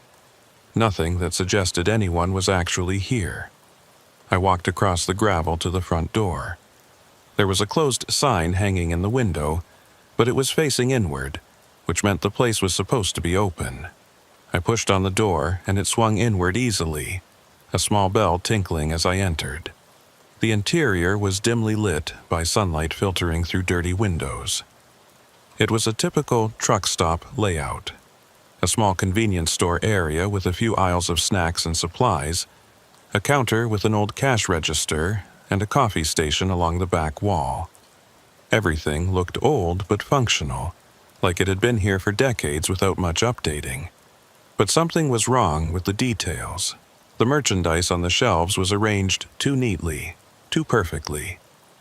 The coffee station had 3 full pots sitting on the burners, steam rising from them like they'd just been brewed. The lights were off, but the coffee makers were on. "Hello?" I called out. My voice echoed strangely in the empty space. "Anybody here?" No response. I waited, listening, but there was no sound of movement from the back rooms. Nobody was here. The place was completely empty. I walked over to the coffee station, my boots squeaking on the linoleum floor. The coffee in the pots looked fresh, and when I held my hand over one of them, I could feel heat radiating from the burner. Someone had been here recently. They had to have been. I looked around for a bell or button to call for service, but there was nothing. The counter was empty except for the cash register and a small display of lighters and air fresheners. Behind it, I could see a doorway leading to what looked like a back office or storage area. "Hello," I called again, louder this time. "Anyone back there?" Still nothing. I was starting to get that prickly feeling on the back of my neck, the one that tells you something isn't right. But I'd come this far, and I really did want that coffee. I grabbed a large cup and filled it from one of the pots. The coffee was hot and fresh, smelling rich and strong, perfect. I carried it to the counter and waited, expecting someone to emerge from the back. After a full minute of standing there, I called out one more time, "I need to pay for this coffee." Silence. I set a $5 bill on the counter, way more than enough for a cup of coffee, and turned to leave. That's when I noticed the logbook sitting on the counter next to the register. It was open to a page dated today, October 14th. There were several entries, all time-stamped earlier in the afternoon. Different truckers who'd stopped in, their company names and license plate numbers neatly recorded in blue ink. The handwriting was precise, almost mechanical in its uniformity. But what caught my eye was the last entry. It was dated 4:45 p.m., just a few minutes before I'd arrived. The company name was listed as Northway Logistics, and the license plate number was mine. I stared at it, my coffee forgotten in my hand. That wasn't possible. I'd never been here before. I'd never even heard of this place until I saw that sign 20 minutes ago. And yet there was my information, written in that same precise handwriting, as if I'd already stopped here and left. I flipped back through the pages looking at the earlier dates. October 13th, October 12th, going back weeks. The handwriting was always the same, the entries always perfectly spaced and aligned. But the dates were wrong. According to the calendar on my phone, today was October 14th. But some of these entries were dated October 15th, October 16th, days that hadn't happened yet. I closed the logbook and backed away from the counter, my heart starting to race. This was wrong. All of it was wrong. I needed to get out of here. I turned toward the door and saw that it was closed. I didn't remember closing it. I'd pushed it open when I came in and left it that way. But now it was shut tight, and through the window I could see that the closed sign was facing outward. I walked over and tried the handle. It turned, but the door wouldn't budge. It felt like something was pushing against it from the outside, holding it shut. I put my shoulder into it and shoved, and suddenly it flew open so fast I nearly fell out onto the gravel. I caught myself and looked back at the building. The door was open now, swinging gently in the breeze. The closed sign was facing inward again. Everything looked exactly as it had when I'd arrived. Except now I could see someone standing in the window, a silhouette, backlit by the dim interior light, watching me. They were perfectly still, not waving or moving, just standing there. I didn't go back inside to ask questions. I walked quickly to my truck, got in, and started the engine. My coffee was still in my hand, and I set it in the cup holder as I put the truck in gear. The liquid inside was ice cold, like it had been sitting there for hours instead of minutes. I pulled out of the parking lot and headed back toward the main road, checking my rearview mirror every few seconds. The truck stop receded behind me, and I could still see that figure standing in the window, watching me leave. The road through the trees seemed longer than I remembered. I drove for what felt like 10 minutes before I finally saw the main highway ahead. When I merged back onto it, I checked my odometer. I'd driven 4.3 miles, more than twice the distance the sign had advertised. I pulled over at the first rest area I found and sat there for a while, trying to calm down. My hands were shaking, and I felt cold despite the warm afternoon air. I looked at the coffee in my cup holder. It was still ice cold, and now that I looked at it closely, the liquid inside looked wrong. Too dark, almost black, with an oily sheen on the surface. I poured it out the window and watched it splash onto the pavement. It left a stain that looked almost purple in the light, and it smelled like nothing. Not like coffee, not like anything. Just nothing. I checked my watch, 5:03 p.m. According to the time, only 16 minutes had passed since I'd left Portland, but I'd driven for at least an hour, maybe more. The numbers didn't make sense. I pulled out my phone and searched for Harborview Truck Stop. Nothing came up. No website, no reviews, no listings in any directory. I tried different variations of the name, adding the route number and the town. Still nothing. According to my phone, the place didn't exist. But I'd been there. I'd walked inside, poured coffee, seen the logbook with my information already written in it. That had been real. I sat there for another 10 minutes, trying to decide what to do. I could go back and try to find it again, maybe take pictures or video as proof. But the thought of driving down that tree-lined road again, of seeing that figure in the window, filled me with a dread so intense I felt sick. Or I could just forget about it. Make my delivery, go home, tell my wife I'd had a weird experience, but nothing serious. Chalk it up to fatigue or low blood sugar or some other rational explanation. That's what I decided to do. I pulled back onto the highway and continued south toward Kittery. I made my delivery right on time, signed the paperwork, and headed home. I was only 20 minutes late for dinner, and my wife didn't even mention it. But I couldn't stop thinking about that truck stop, the coffee pots that were on with no one there to brew them, the logbook with my information already entered before I'd arrived, the figure in the window, watching me leave. And the more I thought about it, the more details came back to me. Details I hadn't consciously noticed at the time, but that my brain had apparently recorded anyway, like the dust on the shelves. It had been thick, coating everything, the kind of dust that accumulates over months or years of neglect. But the products themselves had been clean, like someone had wiped them down recently while leaving everything else untouched. Or the coffee pots. They'd been plugged into a power strip on the floor, not the wall outlets. And the power strip's light had been off, like it wasn't even turned on. So where was the electricity coming from to keep those burners hot? And the floor. I'd heard my boots squeaking on the linoleum, heard them clearly in the silence. But when I'd looked down, I'd been walking on carpet, old, stained carpet that didn't match the linoleum I'd seen when I first entered. These inconsistencies piled up in my mind, each one making the experience feel less like a simple misunderstanding and more like something fundamentally wrong.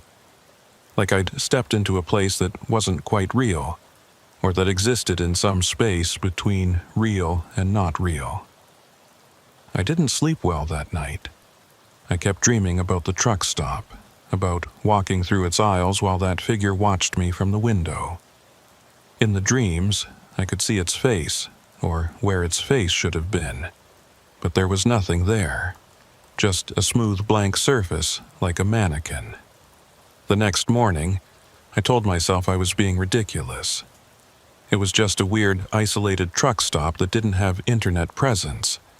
Plenty of small businesses, especially old ones, didn't bother with websites or online listings. The logbook thing was probably just a coincidence. Maybe an old entry I'd misread in the dim light. And the figure in the window could have been anyone. The owner, another customer, a reflection of something outside. I had 3 more runs scheduled that week, all on different routes that didn't go anywhere near that coastal highway. I was grateful for that. I didn't want to see that sign again.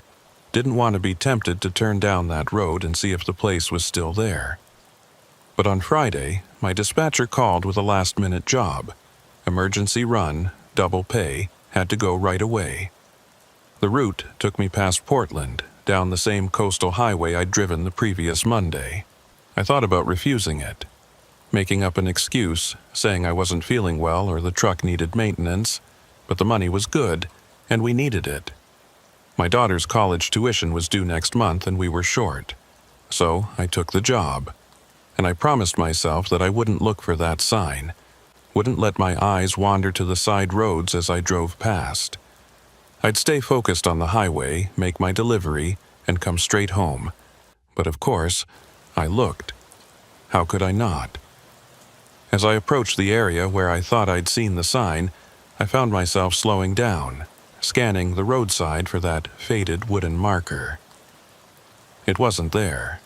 The road was there. I recognized it by the distinctive curve and the thick stand of pines at the entrance, but there was no sign. Just an unmarked side road that could have led anywhere. I should have kept driving. Every rational thought in my head told me to keep going, to not turn down that road, to not look for something I'd be better off never finding. But I turned anyway. I don't know why. Curiosity, maybe. Or some compulsion I couldn't name. I just knew I had to see if it was still there, if any of it had been real. The road looked the same, winding through the trees, narrow and dark even in the midday sun. I drove slowly, watching the odometer, counting off the miles. 1 mile, 2 miles. The trees began to thin, and I could see water through the gaps. And there it was, the truck stop, sitting in that same clearing, looking exactly as I remembered it.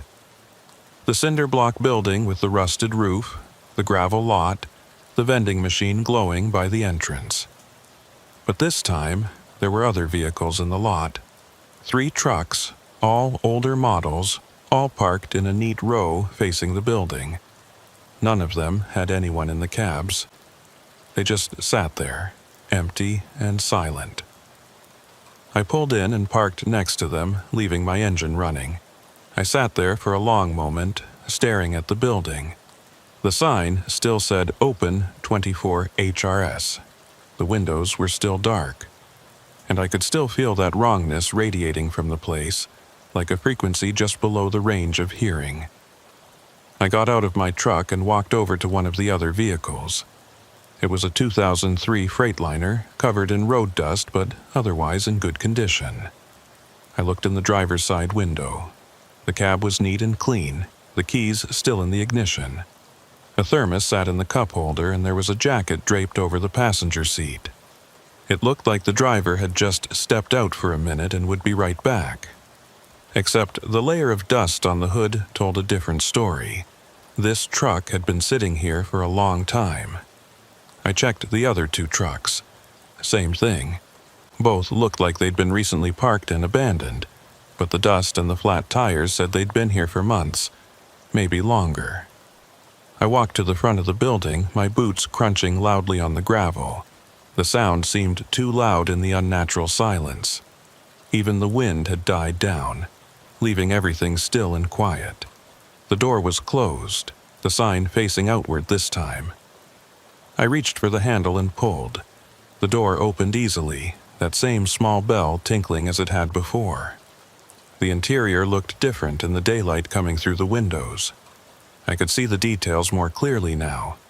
The products on the shelves were old, brands I recognized from my childhood. Some of them didn't even exist anymore. But they looked new, pristine, like they'd just been stocked. The coffee pots were still on the burners, still steaming. I walked over and checked them. The coffee looked fresh, and when I touched the side of one of the pots, it was hot. "Hello?" I called out, knowing there wouldn't be an answer but feeling compelled to try anyway. "Is anyone here?" The silence that followed was complete. Not even the sound of my own breathing seemed to penetrate it. I stood there waiting, and that's when I noticed the smell. It was faint at first, almost imperceptible. But as I stood there, it got stronger. It smelled like the ocean, but wrong somehow. Like seawater that had been sitting in a closed container for too long, growing stale and thick. I backed toward the door, my eyes scanning the aisles and the counter area. That's when I saw the logbook again. It was sitting in the exact same spot, open to the exact same page. I walked over and looked at it, already knowing what I'd find. And there it was. Another entry for today, Friday, October 18th. My company name, my license plate number, time-stamped at 12:34 p.m., 15 minutes before I'd actually arrived. But this time, there was something else. Below my entry, in that same mechanical handwriting, someone had written, "Did not leave, still here." I stared at those words for what felt like forever, my brain trying to process what they meant. Did not leave, still here, but I had left. I'd driven away on Monday, made it home safely, lived 4 normal days since then. I wasn't still here. Unless this entry wasn't about me, unless it was about someone else who'd stopped here. Someone who matched my vehicle description. Someone who hadn't made it out. I flipped through the logbook again, going back through the pages. The entries went back for months, maybe years. Hundreds of trucks, all listed with the same precise detail. Company names I recognized, some I didn't. License plates from states all across the country, and under many of them in that same handwriting, "Did not leave, still here." I counted them as I flipped through. 47 entries with that notation. 47 trucks that had supposedly never left this place. I thought about the 3 trucks sitting in the parking lot outside. Where were the other 44? A sound from the back of the building made me jump. It was faint, barely audible, but definitely real. A scraping sound like something being dragged across a floor. "Hello?" I called out, my voice shakier than I wanted it to be. "Is someone back there?" The scraping stopped. Then came footsteps, slow and deliberate, coming from the back room toward the front counter. I backed away, putting the counter between myself and whatever was coming. A door I hadn't noticed before swung open, and a man emerged. He was old, maybe 70, with gray hair and a weathered face that looked like it had spent a lifetime in the sun.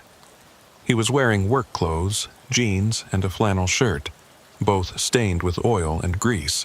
He smiled when he saw me, a wide, friendly smile that didn't reach his eyes. "Sorry about that," he said, his voice rough and gravelly. "Was doing inventory in the back. Didn't hear you come in." I stared at him, trying to reconcile his appearance with the abandoned feeling of the place. I called out," I said, "several times." "These old ears don't work like they used to," he said, tapping the side of his head. "What can I do for you?" "I just wanted coffee," I said, even though that wasn't true anymore. What I wanted was to leave, to get back in my truck and never come near this place again. But I was just leaving. "Already poured yourself a cup, I see," he said, nodding toward a coffee station. I looked back and saw a full cup sitting there on the counter, steam rising from it. I hadn't poured any coffee, I was sure of it. But there it was.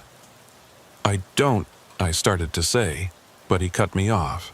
"That'll be $2, he said, still smiling that wrong smile. "Or you can trade for it." "Trade? Sure. Information for coffee. Fair deal, don't you think?" I didn't think it was a fair deal at all. I wanted to grab that cup, throw money on the counter, and get out. But something about his tone made me pause. What kind of information? "Simple question," he said, leaning against the counter. "How'd you find this place?" "There was a sign," I said. "On the main highway, 2 miles back." He nodded slowly, like I'd confirmed something he already knew. "And you came here before, didn't you? Earlier this week?" "Monday," I admitted. "But I left. I made it home fine." "Did you?" he asked, and there was something in his voice that made my blood run cold. "Are you sure about that?" "Of course I'm sure. I've been working all week, making deliveries, spending time with my family." "Have you talked to them?" he interrupted. "Your family, I mean. Have you actually talked to them, or have you just gone through the motions?" I started to answer, to tell him that, of course, I'd talked to them, but the words stuck in my throat. Because, now that I thought about it, I couldn't remember any specific conversations from the past 4 days. I remembered being home, eating dinner, watching TV. But when I tried to recall what my wife had said, what my daughter had talked about, there was just nothing. Blank spaces where the details should have been. "I talk to them every day," I said, but my voice sounded uncertain even to my own ears. "Do you?" he asked. "Or do you just remember talking to them?" Memory's a funny thing, friend. Sometimes we remember what we want to remember, not what actually happened. "What are you saying?" I demanded, anger mixing with my fear. "That I've been here for 4 days? That's insane. My truck's been moving. I've made deliveries. Have you?" He reached under the counter and pulled out a clipboard. "Because according to your company's dispatch logs, you haven't checked in since Monday afternoon. They've been trying to reach you for 4 days. They've got you listed as missing." He turned the clipboard around so I could see it. It was a printout of dispatch records, and there was my name at the top. The last entry was dated October 14th, 3:47 p.m., right around the time I'd first pulled into this parking lot. "That's not possible," I said, but I was already pulling out my phone to check. The screen showed Friday, October 18th, 12:47 p.m. I'd gotten the emergency dispatch call at 11:30, started driving at noon. The timeline made sense. Except when I checked my call log, there was no record of the dispatcher calling. In fact, there were no calls at all for the past 4 days. No texts either. My phone showed me as having no signal, no connection, since Monday afternoon. "This doesn't make sense," I whispered, staring at the phone. "This place doesn't work like the outside world," the old man said, his smile finally fading. "Time moves different here. Sometimes faster, sometimes slower. Sometimes it doesn't move at all." "What is this place?" I asked. "It's a truck stop," he said simply. "Been here since 1962. I've been running it for, well, I don't rightly remember how long anymore. 40 years? 50? It all runs together after a while." "And the other drivers?" I gestured toward the logbook. "The ones who didn't leave?" "They're still here," he said. "Most of them, anyway. Some figured it out eventually, found their way back out. But most of them—" He trailed off, looking past me toward the windows. "Most of them are still looking." I followed his gaze and saw them. Figures moving in the tree line beyond the parking lot, barely visible in the shadows. They moved slowly, purposefully, like they were searching for something they'd lost. "What are they looking for?" I asked, though I already knew the answer. "The way out," he said. "They know the road's there somewhere. Know it has to be. But every time they find it, it just leads them back here. After a while, they stop trying. They just wander, waiting." "Waiting for what?" "For someone to take their place, I suppose. That's how it works. Someone comes in, someone gets to leave. The place needs to stay balanced." He looked at me appraisingly. "You came back on your own. Most don't do that. Most run away after the first visit and never return. But you came back." "I wanted to see if it was real," I said. "And now you know it is. Question is, what are you going to do about it?" I looked at the logbook, at all those entries marked "Did not leave," "Still here." Then I looked at the coffee cup sitting on the counter, still steaming despite having been there for several minutes. And I looked at the old man, who'd been running this place for decades, and didn't seem bothered by any of it. "I'm going to leave," I said. "I'm going to get in my truck and drive away, and I'm never coming back." He nodded slowly. "You can try. The road's right where you left it. But I should warn you, it's not that simple. This place doesn't like letting people go once they've been here twice. First visit's free, like a sample, but come back a second time, and it starts to think you belong here." "I don't belong here," I said firmly. "Neither did they," he said, nodding toward the windows and the wandering figures beyond. "But here they are anyway." I backed towards the door, keeping my eyes on him. "Thank you for the warning, but I'm leaving now." "Suit yourself," he said, that wrong smile returning. "But do me a favor, will you? When you get back to the main road, check your odometer, see how far you've driven. Might be interesting." I didn't answer. I just pushed through the door and walked quickly to my truck. The wandering figures in the tree line had stopped moving. They were all turned toward me now, watching. I couldn't see their faces clearly, but I could feel their attention like a physical weight. I climbed into my truck and started the engine. The 3 parked vehicles sat silent next to me, their absent drivers somewhere out there in the trees, still searching for a way out they'd never find. I put the truck in gear and pulled out of the parking lot, onto the narrow road leading back through the forest. In my side mirror, I could see the old man standing in the doorway of the truck stop, watching me leave.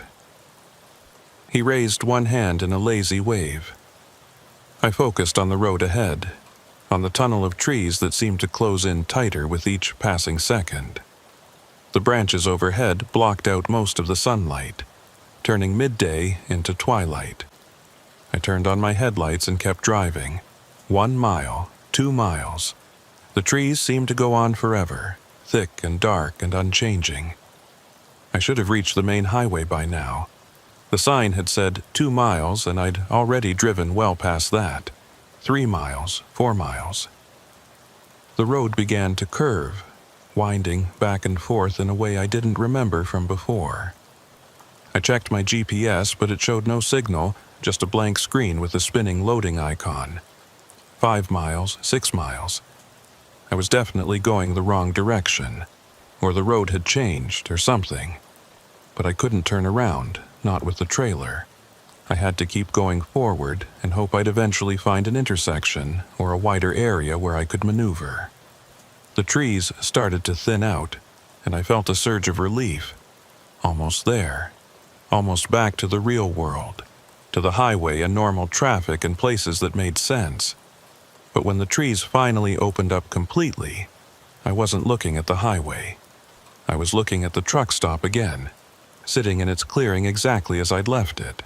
The old man was still standing in the doorway, still smiling. I slammed on the brakes and the truck came to a stop about 50 feet from the building. This wasn't possible. I'd been driving away from this place, had put 6 miles between me and it. I couldn't have somehow circled back. I threw the truck in reverse and backed up, turning around in the clearing. I'd go back the way I came, retrace my route exactly, and figure out where I'd made the wrong turn.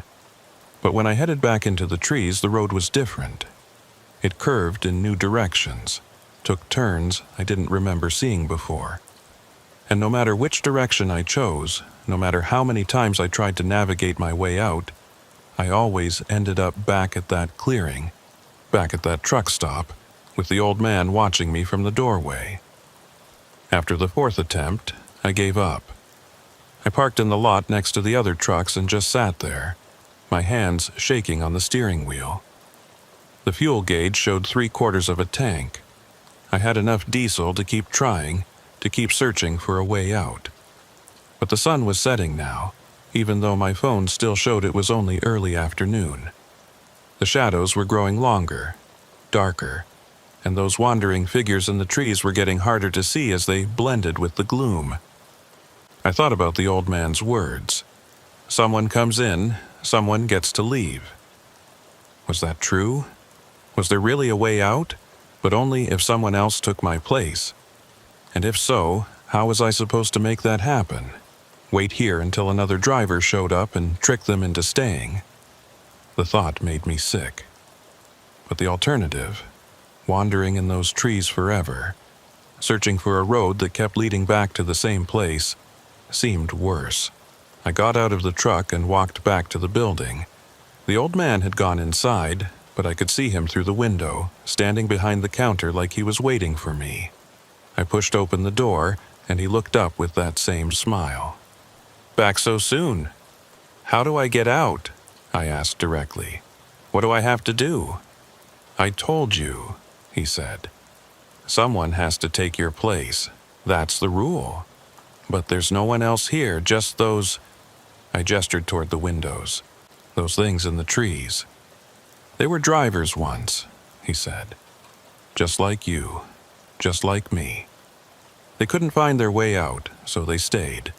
After a while, they forgot what they were looking for. Now they just wander. And you? How long have you been here?" He thought about it for a moment. "I came here in 1973. Stopped for coffee just like you. Tried to leave. Couldn't find the road. Eventually, I gave up trying. The previous owner offered me a job and I took it. He left and I stayed. 50 years, I said, doing the math. "You've been here for 50 years. Has it been that long?" He seemed genuinely surprised. Like I said, Time moves different here. Some days feel like years, some years feel like days. After a while, you stop keeping track. But you could leave. If someone took your place, you could leave right now. He nodded slowly. I could. But where would I go? Everyone I knew is gone. The world's moved on without me. What would be the point? The point would be that you'd be free, I said. He laughed, a dry, rattling sound. Free to what? Wander around a world I don't understand anymore, looking for a life that doesn't exist.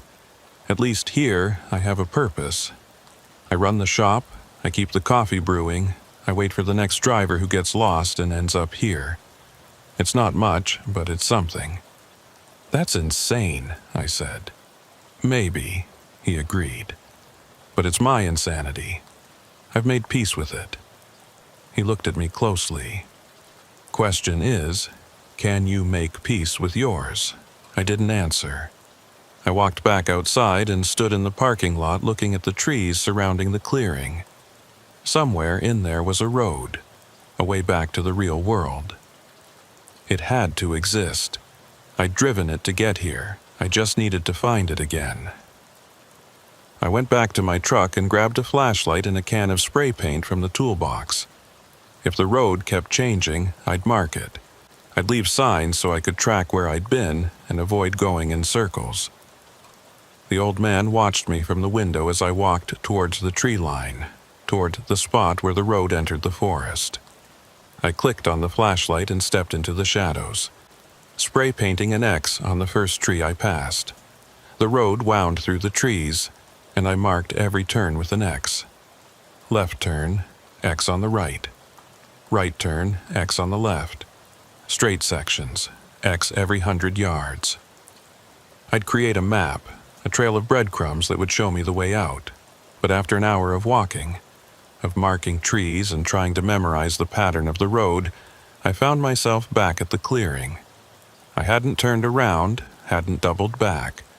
I'd walked in what should have been a straight line. But there I was, back where I'd started. And every tree I'd marked with an X was gone. The paint marks had vanished, like they'd never existed. The forest was exactly as it had been when I'd first entered it, pristine and unmarked. I tried again, this time leaving my jacket tied to a tree at the entrance to the clearing, a physical marker that couldn't disappear. I walked the road again, memorizing every detail, every distinctive tree or rock formation. An hour later, I was back at the clearing, and my jacket was hanging from a different tree on the opposite side of the clearing from where I'd left it. I tried a third time and a fourth, each attempt ending the same way. No matter what I did, no matter how carefully I navigated or how many markers I left, I always ended up back at that truck stop. The sun had set completely now, though my phone still insisted it was afternoon. The clearing was lit by a full moon that hung too large and too bright in the sky. In its light, I could see the wandering figures more clearly.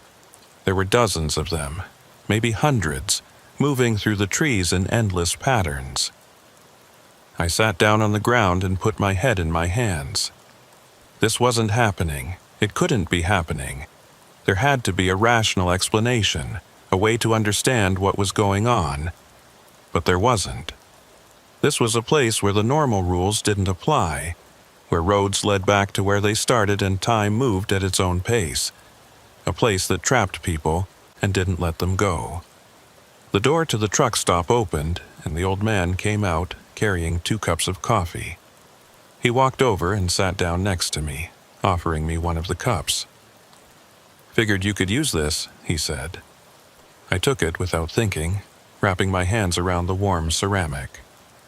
The coffee smelled good, rich, and strong, but I didn't drink it, I just held it, letting the heat seep into my cold fingers. "There's no way out, is there?" I said. "There's always a way out," he said. "You just haven't found it yet. But you never found it. And all those people wandering in the woods, they never found it either." "That's true," he admitted. But maybe you'll be different. Maybe you'll be the one who figures it out." "I doubt it," I said bitterly. We sat in silence for a while, drinking our coffee and watching the wandering figures move through the trees. The moon cast everything in silver light, making the scene look almost beautiful in a surreal, nightmarish way. "Why does this place exist?" I asked finally. "What's the purpose of all this?" "I don't know," he said. "Maybe there is no purpose. Maybe it's just a glitch, I guess you'd call it. A place where the fabric of reality got torn or folded wrong, creating a pocket that doesn't quite belong to the regular world. And we're stuck in it. For now," he said. "But who knows? Maybe someday someone will figure out how to fix it. Or maybe it'll just collapse on its own, and we'll all get spat back out into the real world." "Do you really believe that?" He shrugged. "I believe what I need to believe to get through each day, same as anyone else." I finished my coffee and stood up. "I'm going to keep trying. I'm not giving up." "Good," he said. "Hope's important. Without it, you end up like them." He nodded towards out the wandering figures. Lost and empty, just going through the motions. I walked back to my truck, climbed into the cab and started the engine. I'd rest for a few hours, then try again at dawn. Or what passed for dawn in this place. I'd keep trying, keep searching, until I found a way out or ran out of fuel or lost my mind entirely. As I settled into the driver's seat, I noticed something on the passenger side that hadn't been there before. It was a piece of paper, folded neatly, sitting on the dashboard. I picked it up and unfolded it. The handwriting was that same mechanical script from the logbook. It said, "The road changes, but the destination never does. You're looking in the wrong direction." I read the note 3 times, trying to decipher its meaning. The road changes, but the destination never does. You're looking in the wrong direction. What did that mean? I'd been trying to find the road out, retracing my path back to the highway. That was the right direction, wasn't it? Unless it wasn't. Unless the note meant that trying to leave the same way I'd come in was the wrong approach. But if not that way, then how? I looked out at the clearing at the truck stop sitting in its pool of moonlight. The old man had gone back inside, and I could see him through the window, standing behind the counter exactly as he'd been when I'd first arrived. Like he was frozen in that position, waiting eternally for the next customer. The destination never does. Never does what? Never changes? But that didn't make sense. The destination was the highway, the real world, freedom. That wasn't a fixed point that could be reached from different directions.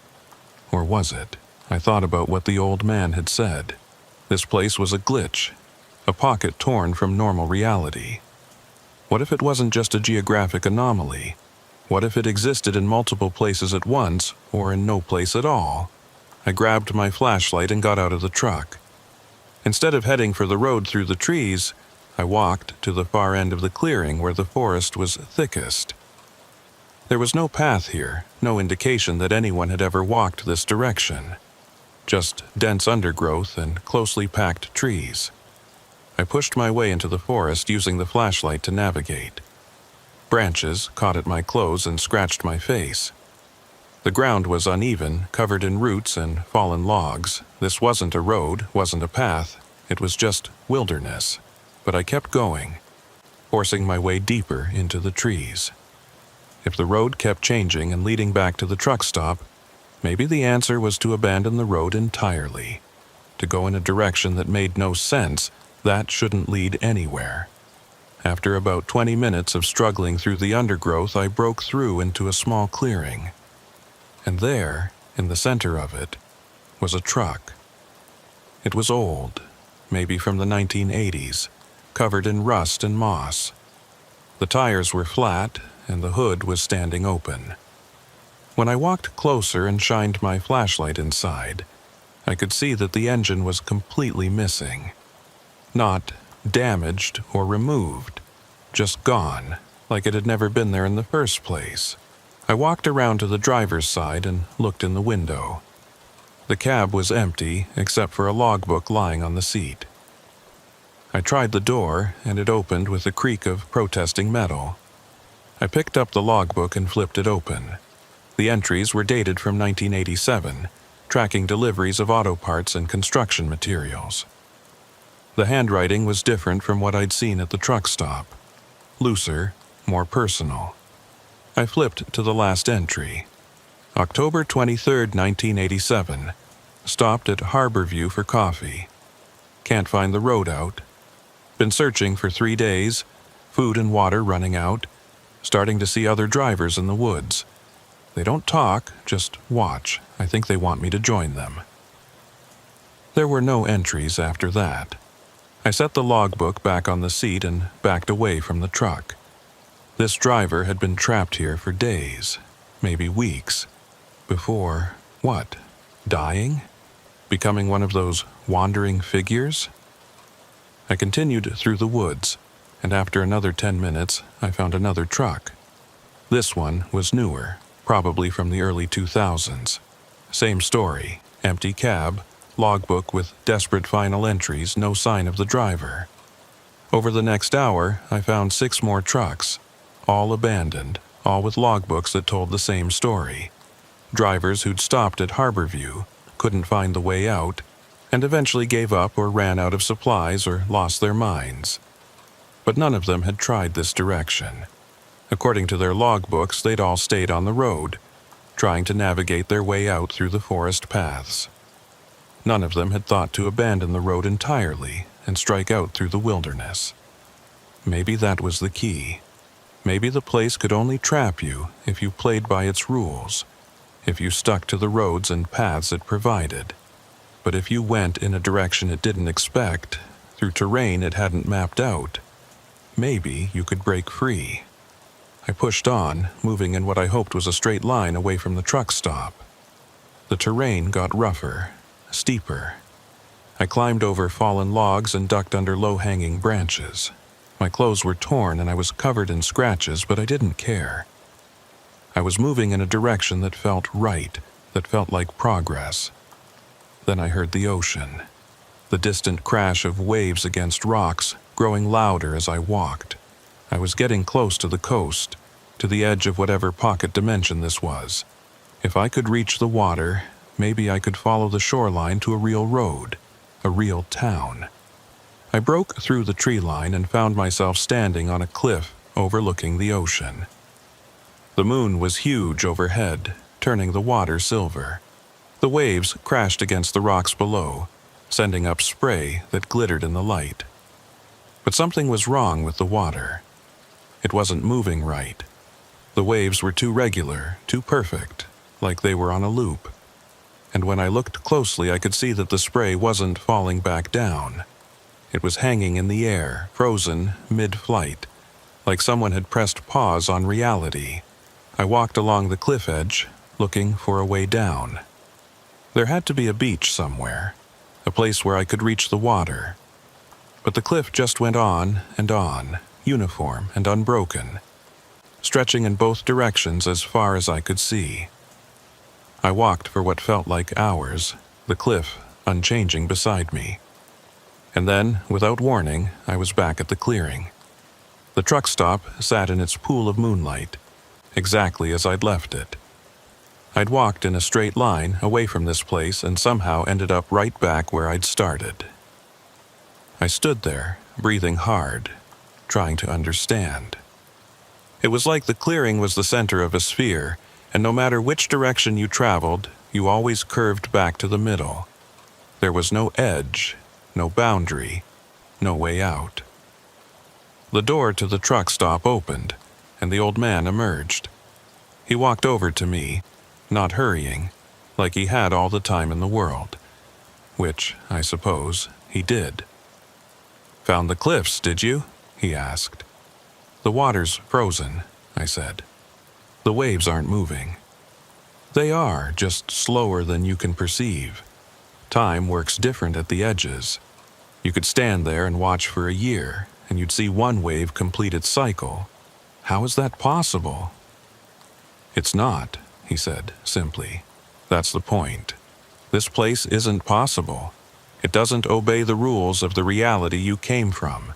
So trying to navigate it using those rules won't work. Then how do I get out? I demanded, my frustration boiling over. You said someone comes in, someone gets to leave. But there's nobody else here. Just you and me and those things in the woods. That's not entirely true, he said. There's always someone coming. You just have to wait for them. How long? Hours? Days? Years? He shrugged. Depends. Sometimes a truck comes through every few days.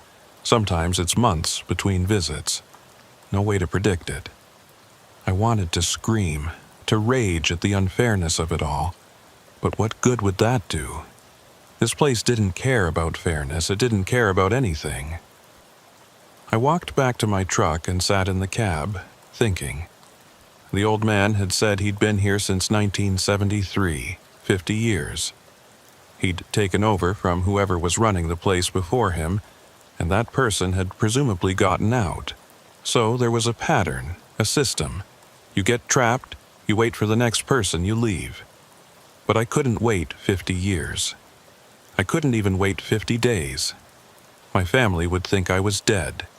They'd move on, build lives without me. My daughter would grow up without a father. My wife would remarry. Everything I cared about would slip away while I was stuck in this pocket dimension, brewing coffee and waiting for the next lost driver. There had to be another way. Something the old man wasn't telling me or something he didn't know himself. I thought about the note. The road changes, but the destination never does. You're looking in the wrong direction. What if the destination wasn't the highway? What if it was something else entirely? The note had appeared in my truck, which meant someone had put it there. Someone who wanted me to understand something. I got out and walked back into the truck stop. The old man was behind the counter, wiping it down with a rag, even though it was already spotless. Who left the note in my truck? I asked. He looked up, genuinely puzzled. What note? The one about the road changing. Someone put it on my dashboard. He shook his head. Wasn't me. Must have been someone else. There is no one else, I said. Just you, me, and the wanderers. Well, he said slowly, I suppose one of them could have done it. They're not completely gone, you know. Some of them still have moments of clarity, times when they remember who they were. Which one? No way to know. They all look the same after a while. I walked to the window and looked out at the figures moving through the trees. Dozens of them, maybe more, all wandering in their endless patterns. One of them had left that note. One of them had figured something out, had learned something important enough to try to communicate it. I went back outside and walked toward the nearest figure. As I got closer, I could see it was wearing the remains of a trucker's uniform, faded and torn but still recognizable. It was moving in a slow circle, its head down like it was searching for something on the ground. "Hey," I called out. "Did you leave a note in my truck?"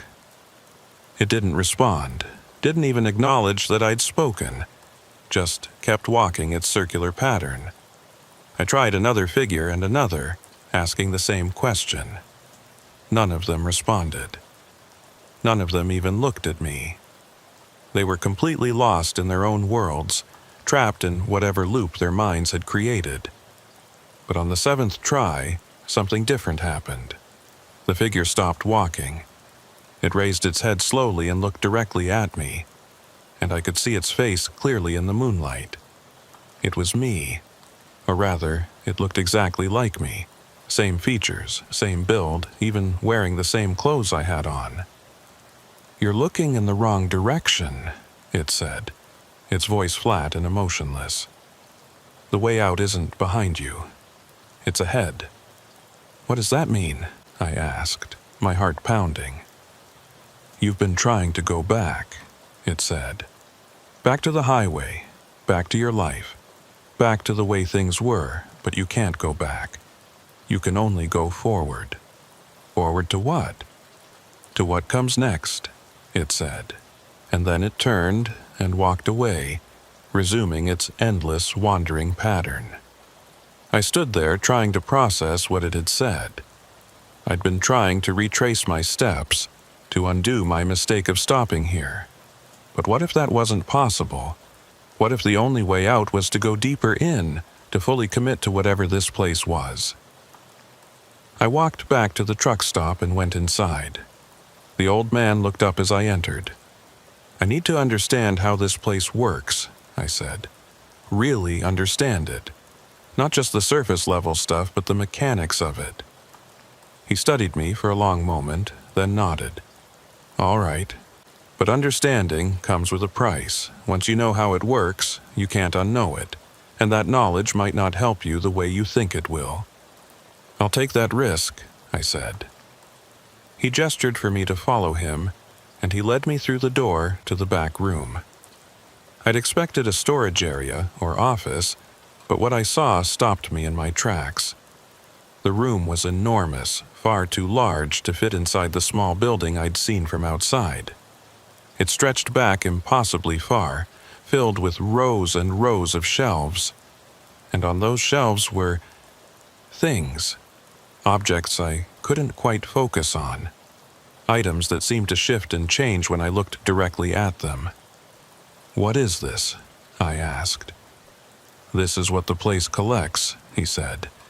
"Every driver who stops here leaves something behind, even if they eventually get out. A piece of their time, their memories, their self. It all ends up here." He walked down one of the aisles, and I followed. The objects on the shelves became clearer as we moved deeper into the room. I saw watches, all stopped at different times. Photographs of people I didn't recognize. Logbooks filled with entries that contradicted each other. Pieces of vehicles, steering wheels, side mirrors, gear shifts, all arranged neatly like museum exhibits. "Why does it collect these things?" I asked. "Because that's what it is," he said. "This place isn't a truck stop that got caught in some dimensional anomaly. It's the anomaly itself, a place that exists specifically to trap travelers, to collect their stories and memories and artifacts. The truck stop is just the interface, the way it interacts with our reality." "But why?" he shrugged. "Maybe it's hungry. Maybe it's lonely. Maybe it's just following some instinct we can't comprehend. Does it matter?" We reached the end of the aisle, and he stopped in front of a shelf that held a single object. A coffee cup. It was the same kind I'd seen in the front of the store, white ceramic with the truck stop's logo on the side. "Every truck stop has a cup like this," he said. "A symbol of hospitality, of providing comfort to travelers. But this cup is different. It's the source, the anchor point that keeps this place connected to the roads outside." I looked at the cup more closely. It seemed completely ordinary, nothing special about it. But as I stared at it, I started to see things in its surface. Reflections that didn't match the room around us. Images of highways and truck stops, of drivers and vehicles, all flowing across the ceramic like scenes on a television screen. "If I destroy it?" I asked. "The place might collapse, or it might create a new anchor, or nothing might happen at all. There's no way to know without trying." I reached for the cup, but he grabbed my wrist. "Think carefully before you do this. If the place collapses while you're inside it, there's no telling where you'll end up. You might get back to your reality. You might end up somewhere worse. You might cease to exist entirely." I hesitated, my hand hovering over the cup. This could be my way out, or it could be my death. No way to know without trying. But what other choice did I have? Wait here for years until another driver showed up? become one of those wandering figures, lost and empty? Or take a risk, destroy the anchor, and hope I'd survive whatever came next? I made my decision. I grabbed the cup and threw it against the floor as hard as I could. It shattered, pieces flying in all directions. And the moment it did, everything changed. The sound of the cup breaking was like thunder, echoing through the massive room and beyond. The shelves around me began to vibrate, and the objects on them started to move, sliding and shifting like they were trying to escape. The old man stumbled backward, his face showing the first real emotion I'd seen from him.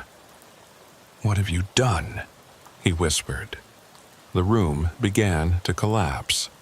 Not physically, the walls and ceiling weren't falling, but dimensionally. I could feel the space folding in on itself, getting smaller and more compressed with each second. The aisles of shelves were squeezing together, merging into each other. I ran. I didn't know where I was going, just away from the collapsing space.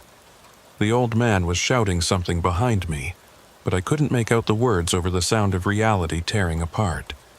I burst through the door, back into the front of the truck stop. The room was shaking, coffee cups falling from shelves and shattering on the floor. The windows were cracking, spider webs of fractures spreading across the glass. I ran for the exit, throwing the door open and sprinting toward my truck. Behind me, I could hear the building groaning and creaking like it was being crushed by an invisible force. The wandering figures had stopped moving. They were all standing perfectly still, facing the truck stop, watching it destroy itself. And as I watched, they began to fade, not disappearing all at once, but slowly becoming transparent, like ghosts in the moonlight. I reached my truck and yanked open the door. The engine was still running. I'd left it on hours ago, and somehow it hadn't run out of fuel. I threw it in gear and hit the accelerator, not caring about the careful navigation I'd tried before. I just wanted distance between myself and that collapsing building. The truck lurched forward, bouncing over the rough ground. I steered toward the tree line, toward the road I'd tried so many times before. Maybe, with the anchor destroyed, the road would work properly.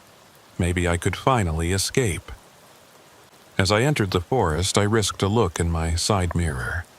The truck stop was folding. There's no other way to describe it. The building was collapsing in on itself, but not down or to the side. It was folding inward, into a point, like it was being sucked into a black hole at its center. The wandering figures were gone now, completely faded, and the old man was standing alone in the parking lot watching me leave. He wasn't trying to run or escape. He was just standing there, calm and accepting, as his world came apart around him. I focused on the road ahead.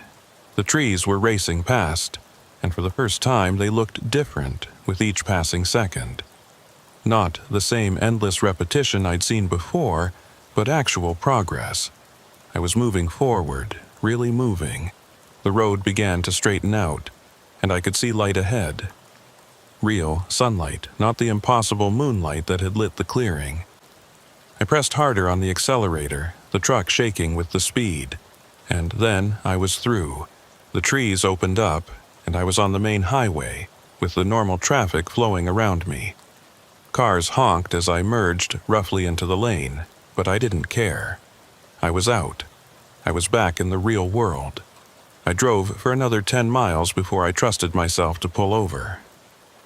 I parked at a rest area and sat there, hands shaking, breathing hard. I checked my phone. It showed Friday, October 18th, 1:34 p.m. Less than 2 hours had passed since I'd taken the emergency dispatch call. But that couldn't be right. I'd been at that truck stop for hours, maybe days. I'd wandered through the forest, found abandoned trucks, talked to the old man. All of that couldn't have happened in 2 hours. I called my dispatcher. He answered on the second ring, sounding annoyed. "Where the hell have you been? You were supposed to check in an hour ago." "I got lost," I said. "Took a wrong turn." Well, get unlost and make your delivery. You're already behind schedule. I looked at the delivery order on my phone. Kittery, same as before. I checked my GPS and found I was only about 20 miles away. I could still make it. I pulled back onto the highway and drove to the delivery site, my mind churning. Had any of it been real? Or had I experienced some kind of fugue state? A hallucination brought on by stress or fatigue? But I could still feel the scratches on my face from pushing through the undergrowth. My clothes were torn in places they hadn't been before. And when I checked my pockets, I found pieces of broken ceramic, fragments of the cup I'd destroyed. I made the delivery and signed the paperwork. The warehouse manager commented on my appearance, asked if I was okay. I told him I'd had a rough drive, which was true enough. He accepted it without further questions. On the drive home, I couldn't stop thinking about the old man. Had he survived the collapse? Was he still trapped in whatever remained of that place? Or had he finally been released, set free after 50 years? I tried searching for the truck stop again on my phone. Still nothing. No listings, no reviews, no mention of it anywhere online. I searched for the other drivers I'd found in the forest, the ones whose logbooks I'd read. Some of them appeared in missing persons databases, truckers who'd disappeared on coastal runs decades ago. But there was no indication any of them had been found. When I got home, my wife greeted me at the door with a kiss. "How was your day?" "Fine," I lied.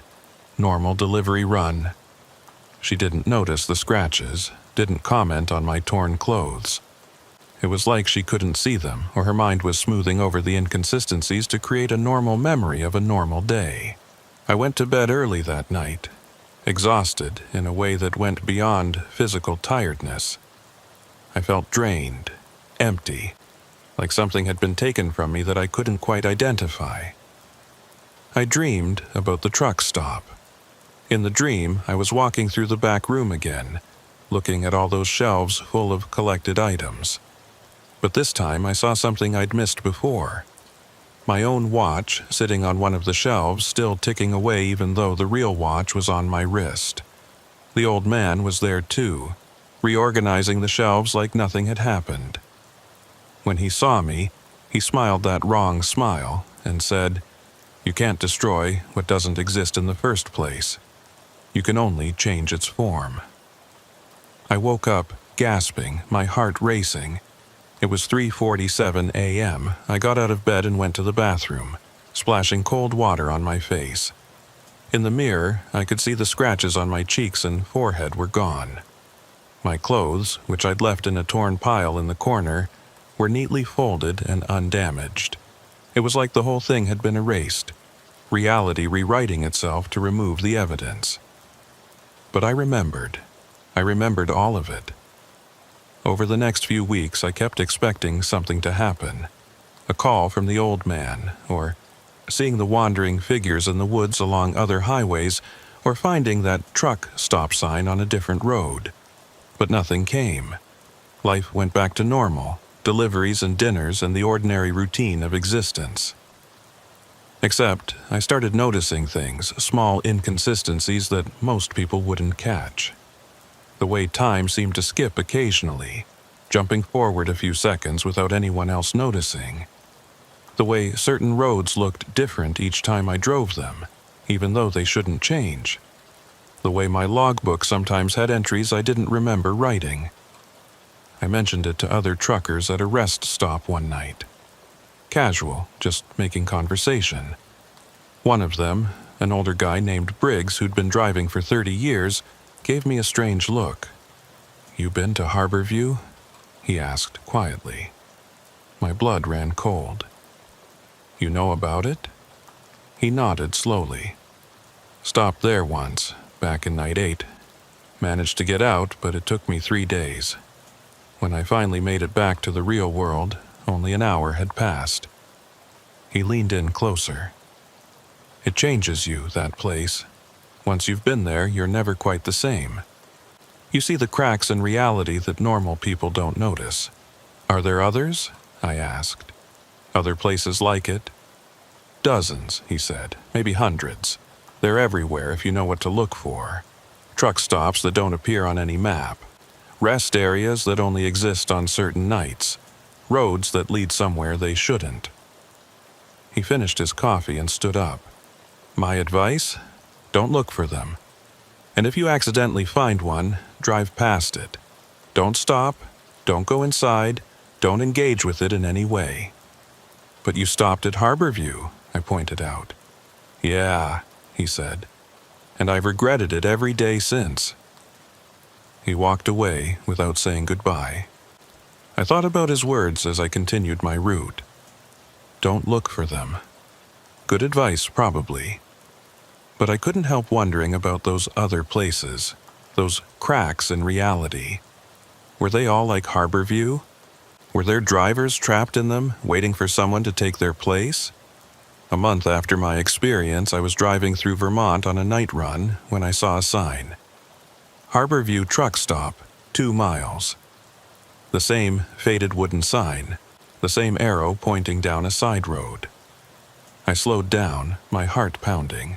This was impossible. I'd destroyed the anchor, watched the place collapse. It shouldn't exist anymore. But there was the sign, as real and solid as anything else. I pulled over and sat there, staring at it. I could keep driving. I could pretend I hadn't seen it. Or I could turn down that road and see if the truck stop was really there. I thought about the old man, about the wandering figures, about all those drivers whose logbooks I'd read, about Briggs, who'd spent 25 years regretting a single stop for coffee. I put the truck in gear and drove past the sign without turning. Whatever was down that road, I didn't need to see it again. Let someone else find it. Let someone else deal with whatever had reformed itself after I'd tried to destroy it. But as I drove away, I couldn't shake the feeling that I'd made a mistake. That I should have gone back, should have finished what I'd started. That somewhere in that impossible space, the old man was still standing behind the counter, still smiling his wrong smile, still waiting for the next driver who'd make the mistake of stopping. And maybe, just maybe, that driver would be the one to truly end it. To find the real way out, not just for themselves, but for everyone who'd ever gotten trapped there. Or maybe the place couldn't be destroyed. Maybe it was eternal, reshaping itself whenever someone tried to end it, adapting and surviving like some kind of dimensional parasite. I don't know. I'll probably never know. All I can do is keep driving, keep making my deliveries, and try not to think about what might be waiting down the next unmarked road. But sometimes, late at night when I'm alone on an empty highway, I see things in my peripheral vision. Figures standing at the edge of the road, watching. Buildings that shouldn't be there. Signs that point to places that don't exist. And every time I see them, I have to make a choice. Stop and investigate, or keep driving and pretend I saw nothing. So far, I've always chosen to keep driving. But I know that someday, curiosity or compulsion or simple bad luck will make me stop. And when that happens, I'll find out if the old man was right. You can't destroy what doesn't exist in the first place. You can only change its form. I still have the pieces of that broken cup in my pocket. I carry them everywhere, a reminder of what I found and what I tried to do. Sometimes I take them out and look at them, and I swear I can still see reflections moving across the ceramic shards. Highways and truck stops and drivers who'll never make it home. The company wanted to give me that same route again last week. I refused it. They weren't happy, but I didn't care. I'm not going back to Vermont, not driving that highway, not giving myself the opportunity to see that sign again. Because I know if I see it, I won't be able to resist. I'll turn down that road, pull into that parking lot, walk into that building. And maybe this time I won't get out. Maybe this time I'll be the one standing behind the counter, smiling that wrong smile, waiting for the next lost driver who needs a cup of coffee. Maybe I already am. Sometimes I'm not sure. The days blur together, deliveries and rest stops, and endless miles of highway. My wife asks me questions, and I answer them, but I can't always remember the conversations afterward. My daughter shows me her homework, and I help her with it, but the details slip away like water through my fingers. I'm here, I'm real, I'm living my life, but there's a logbook on a counter somewhere with my name in it, time-stamped and dated, with 4 words written underneath in that precise mechanical script. Did not leave, still here.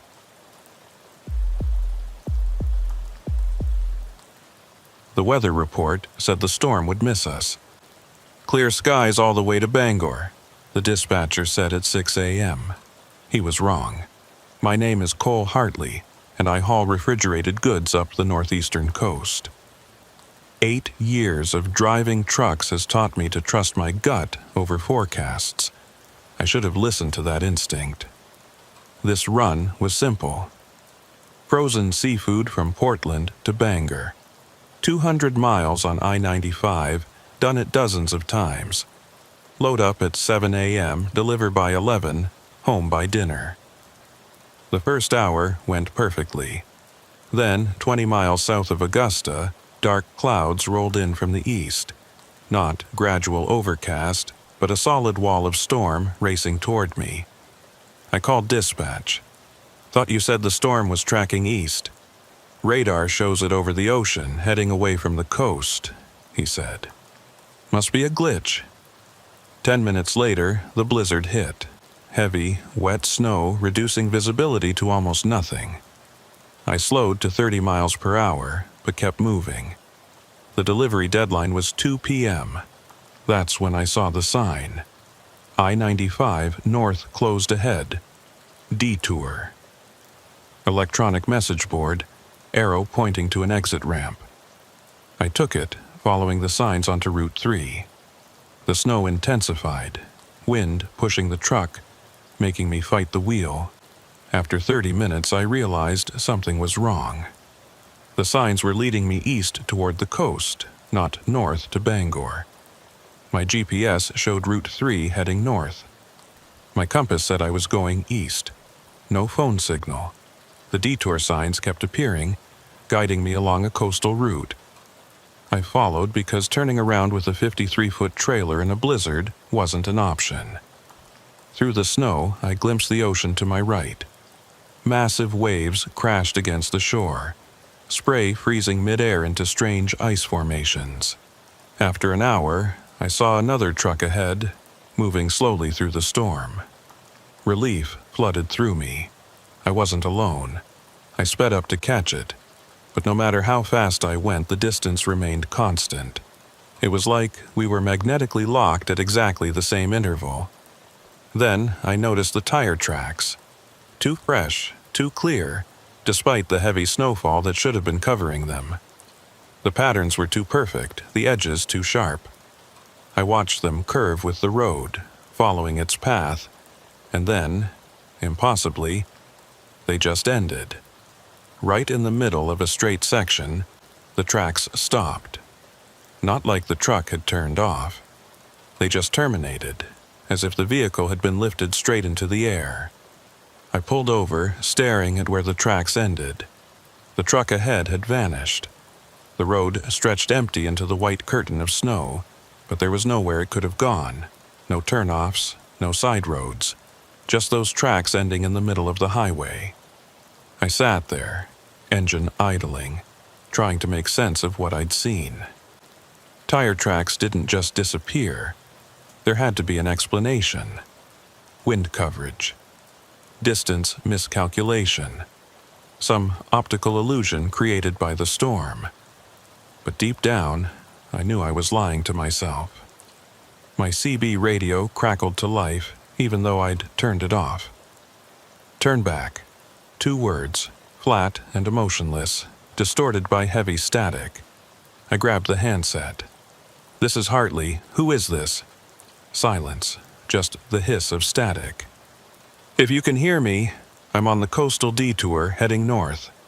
Do you know where this road goes?" The static grew louder, punctuated by strange pops and whistles. Under it, I could swear I heard other voices, dozens of them, all talking at once but too faint to make out individual words. It sounded like a crowd murmuring in a distant room. "Hello, I need directions." The static cut out abruptly, leaving perfect silence. Then the voice returned, clearer this time. "You're on the ice coast. Turn back while you still can." The ice coast. I'd never heard of it, but the name sent a chill down my spine. I can't turn back. The road's too narrow. No delivery is worth this. Turn back. Who are you? How do you know about the road? But there was no answer. Just that hissing static again, gradually fading until the CB was completely silent. I put the truck back in gear and continued driving, my hands gripping the wheel tighter than necessary. My mouth was dry despite the cold, and I could feel my heart beating faster. Something was very wrong with this road. 20 minutes later, a town appeared through the snow. It materialized suddenly.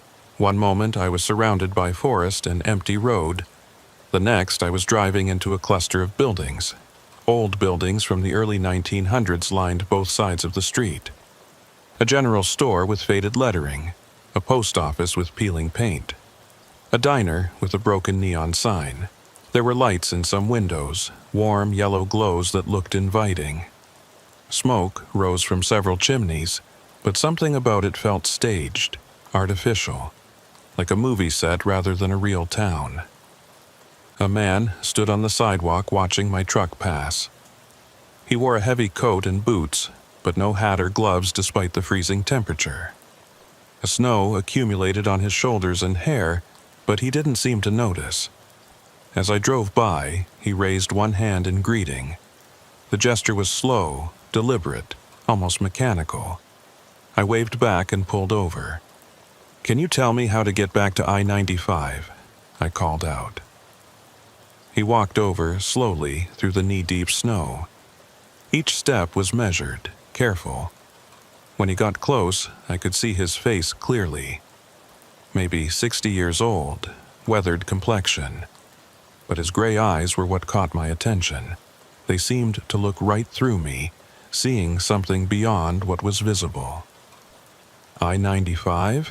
He said, his voice rough. "You won't find that around here." I took a detour. Been following signs for over an hour. He studied me for a long moment. "What day is it?" The question caught me off guard. "Thursday, February 16th. "What year?" Now I was getting worried. 2024, are you okay?" He smiled, but it didn't reach his eyes. The expression was hollow, practiced, like he'd done it so many times it had lost all meaning. "I'm fine, but you need to leave, right now. Don't stop, don't talk to anyone else, just turn around and drive until you're back on the main highway." "I can't turn around here, the road's too narrow with my trailer." "Then back up, or unhook the trailer and leave it. I don't care how you do it, but you need to go." There was urgency in his voice now, an edge of desperation. "What's wrong with this town?" "Nothing's wrong with the town. The town's been gone for 30 years. What you're seeing isn't real." I stared at him. "You're standing right here talking to me." "I didn't say I'm not real. I said the town's not real. There's a difference." He glanced over his shoulder, checking if we were alone. "You're on a road that shouldn't exist. It appears during storms, leads people to places they don't want to go. The only way out is to turn around and go back exactly the way you came." Now that he mentioned it, I could see the inconsistencies. The buildings looked too perfect for structures abandoned 3 decades. No graffiti, no decay. The smoke from the chimneys rose straight up, unaffected by the wind. The snow around the buildings looked too evenly distributed, like it had been carefully arranged. "How long have you been here?" I asked. His eyes grew distant. "I stopped counting years ago. Time doesn't work the same here. Sometimes a day lasts a week, sometimes a week passes in an hour. And you're warning me to leave, but you can't leave yourself. I'm tethered to this place now, he said quietly. Part of its geography. But you're not yet. You can still escape. I decided to try reversing. I backed up maybe 100 yards, and when I checked my mirror, the town was gone. Not fading, just gone like it never existed. I stopped, staring at empty road where buildings had stood moments before.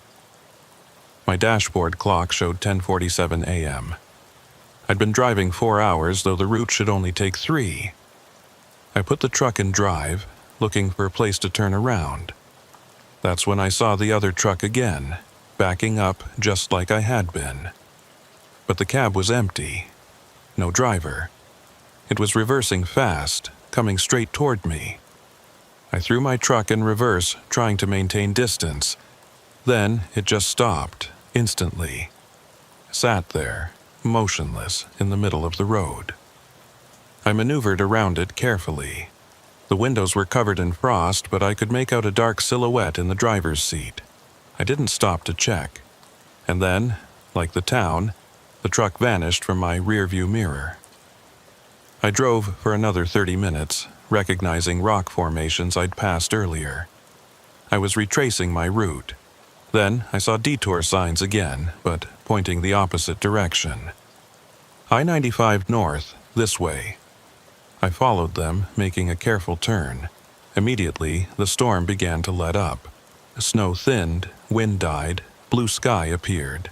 10 minutes later, I was back on I-95, merging into normal traffic. My dashboard clock read 11:15 a.m. I'd lost over 4 hours somewhere on that detour, but it had felt like maybe 90 minutes. I called dispatch. I'm back on I-95, about 20 miles south of Bangor. What the hell happened? You were supposed to check in an hour ago. I got caught in a detour. The interstate was closed. I-95's been open all morning. There's no detour. There were signs, I insisted. Cole, I'm looking at highway cameras. No signs, no closures. You sure you're okay? I made the delivery 45 minutes late. On the drive home, I couldn't stop thinking about what happened. I tried searching my phone. Ice Coast, Maine, Phantom Roads, Route 3 detour. Nothing matched. At home, I told my wife everything. She listened without interrupting. When I finished, she asked, "You're going back, aren't you?" "I don't know." "If you don't, you'll regret it forever," she said. "But I'd rather have you die trying to help people than watch you destroy yourself with guilt." 3 days later, I had another coastal run. I'd requested it deliberately, trading shifts. Another storm was forecast. My chance to find the road again. At 10 a.m., I left Portland with machine parts for Ellsworth. The storm hit hard. At the same spot, I saw them. I-95 north closed, detour. I took the exit, phone recording everything this time. Route 3 curving east. After 30 minutes, the other truck appeared ahead. I accelerated, but the distance never changed. The tire tracks ended in the middle of the road again. I recorded it all, solid proof. The CB crackled. "Turn back. You were warned. I need to understand this place. It's a loop. You'll drive until you're stuck here like the others." "What others?" "Archer has been here 37 years. I've been here, I don't remember. Time doesn't work right." The town appeared. Archer stood in his usual spot. "You came back," he said. "I need to understand." He explained everything. The storm in 1907, his truck running out of fuel, the endless attempts to escape. Other drivers trapped in the loop. Some, for decades, forgotten who they were. "Show me," I said. We walked to the edge of town. A truck passed, silent, windows frosted. "That's Mason. Been here since 1993. Doesn't talk anymore. How many are there? 18 trucks. Some I only see every few weeks. I asked about the CB voice. That's Hayes, 2001. Still tries to warn newcomers. Hayes pulled up in his truck. I showed him my phone recording and explained my plan to document everything. You really think this could help? He asked. It's better than driving forever. We drove together toward the ice wall at the end of the loop. It rose 20 feet high, blocking the road completely. Faces pressed against it from inside, previous drivers who'd been absorbed. Eventually, the loop wears you down, Hayes said. When there's nothing left, the road absorbs you into the ice. How long? Depends. Archer's lasted 37 years. I've seen drivers disappear after 5. My phone buzzed, low battery. The recording showed 3 hours had passed, though it felt like 90 minutes. Time moves different here, Hayes confirmed. I stood at the ice wall, studying the frozen faces. Then I saw writing scratched into the surface. The loop can be broken. Find the first marker. I photographed the message and got back in my truck. Hayes and Archer joined me, and we drove back along the road, this time paying careful attention to every marker. Boot, thermos, jacket, backpack. All items from the past few decades, left by drivers who'd gotten trapped and eventually given up hope. We'd been driving for maybe 20 minutes when I saw something different. It was off to the side of the road, partially hidden by snow-covered brush. At first I thought it was just another rock formation, but as I got closer I realized it was deliberately constructed. A cairn, a stack of rocks about 3 feet high, carefully balanced. Unlike the other markers, this didn't look like something a trucker would carry. This was intentional, permanent, built to last. I pulled over and got out, approaching it carefully. The rocks were old, weathered by decades of exposure to salt air and storms. Some were covered in lichen, others worn smooth by wind and ice. There was something wedged into the top of the cairn, a piece of paper protected from the weather by a plastic bag that had somehow remained intact despite the years. I pulled it out and unfolded it carefully. The paper was yellowed, brittle, the writing faded but still legible.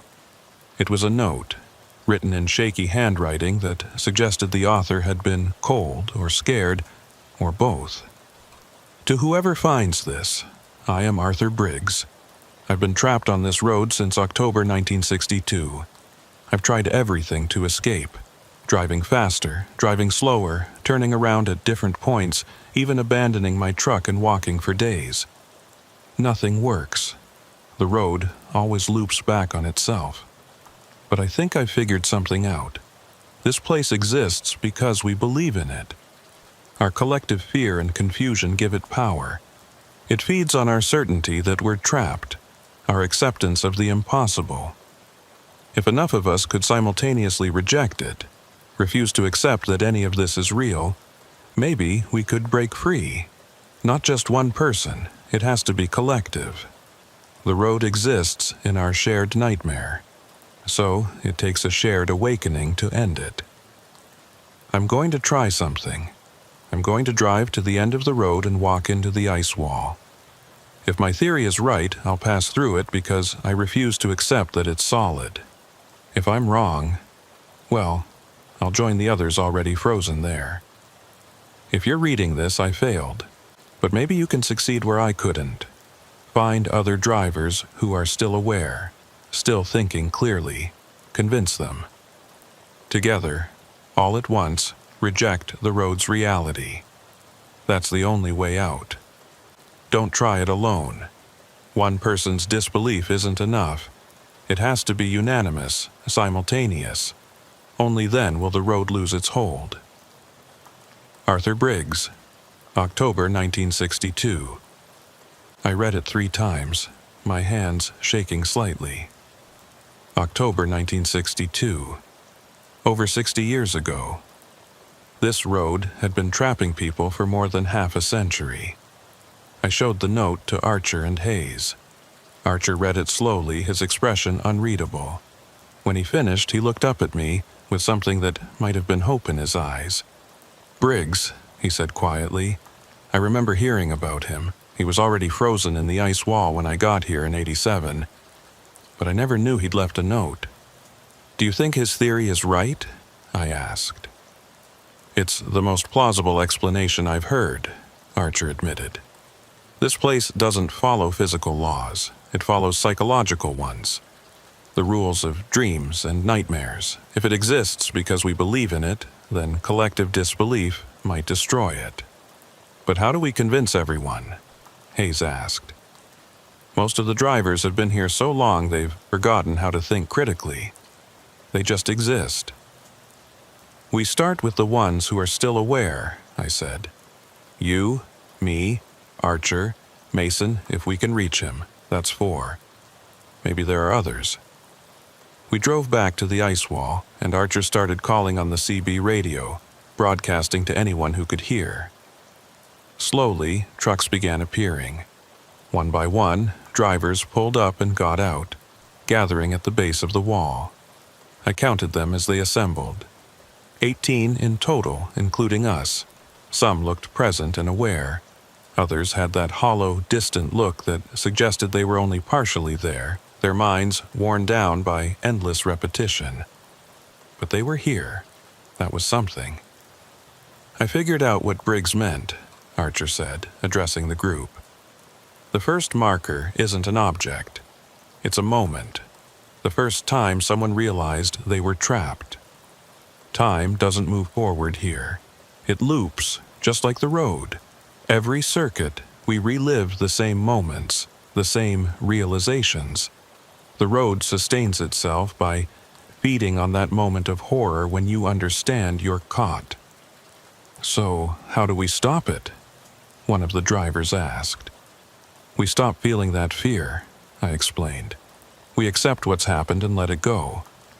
Remove the emotional fuel the road feeds on, and we do it together, all at once. Collective acceptance, collective release." I could see doubt on their faces. Some of them had been trapped here for decades. How could they just let go of that fear, that desperation? "I know it sounds impossible," I said, "but think about it. What's the alternative? Keep driving this loop forever until we fade away completely? Or try something different, something that might actually work?" Slowly, one by one, they nodded.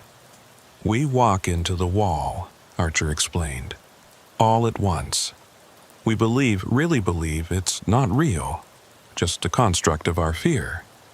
"And if he was wrong?" Mason asked. "We become part of the wall, but is that worse than driving the loop forever?"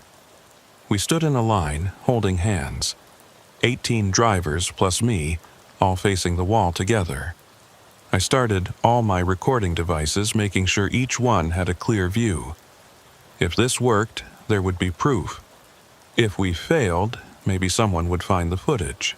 "Remember," Archer said, "we're not fighting the wall. We're accepting it. Accepting that we got lost, that we've been trapped, that this might be how it ends. In that acceptance, we let go of the fear." "On 3, I said, squeezing the hands I held. 1. I could feel doubt creeping in from the others, their grip tightening. The wall seemed to grow larger, more solid. I pushed back against that doubt. This place exists because we believe in it. 2. I focused on acceptance. I'd gotten lost on a detour. I'd made choices that led me here. I wasn't trying to deny any of it. I was simply accepting it, releasing my attachment to what might have been. The fear drained away, replaced by a strange calm. 3! We ran forward together, hands linked, our voices rising in a collective shout that echoed off the ice. I could feel the others beside me, their presence solid and real. The wall rushed toward us. In the final instant before impact, I saw my reflection in the ice, not afraid, but determined. Then we hit the wall, For a split second, I felt cold resistance. Then I remembered, this isn't real. I am driving on a normal road. The ice wall doesn't exist. Suddenly, I was through. I stumbled forward, alone. The others were gone. I turned back. The ice wall was solid now. Through it, I could vaguely see figures frozen in place. Archer, Hayes, Mason, and the others. They'd failed. I'd succeeded and left them behind. Or had I? I looked around. Still on the road. Still in the storm. Nothing changed except I was on the wrong side of the wall. I walked forward. 10 minutes later, I saw the town, but different. Decayed, windows broken, truly abandoned. No Archer.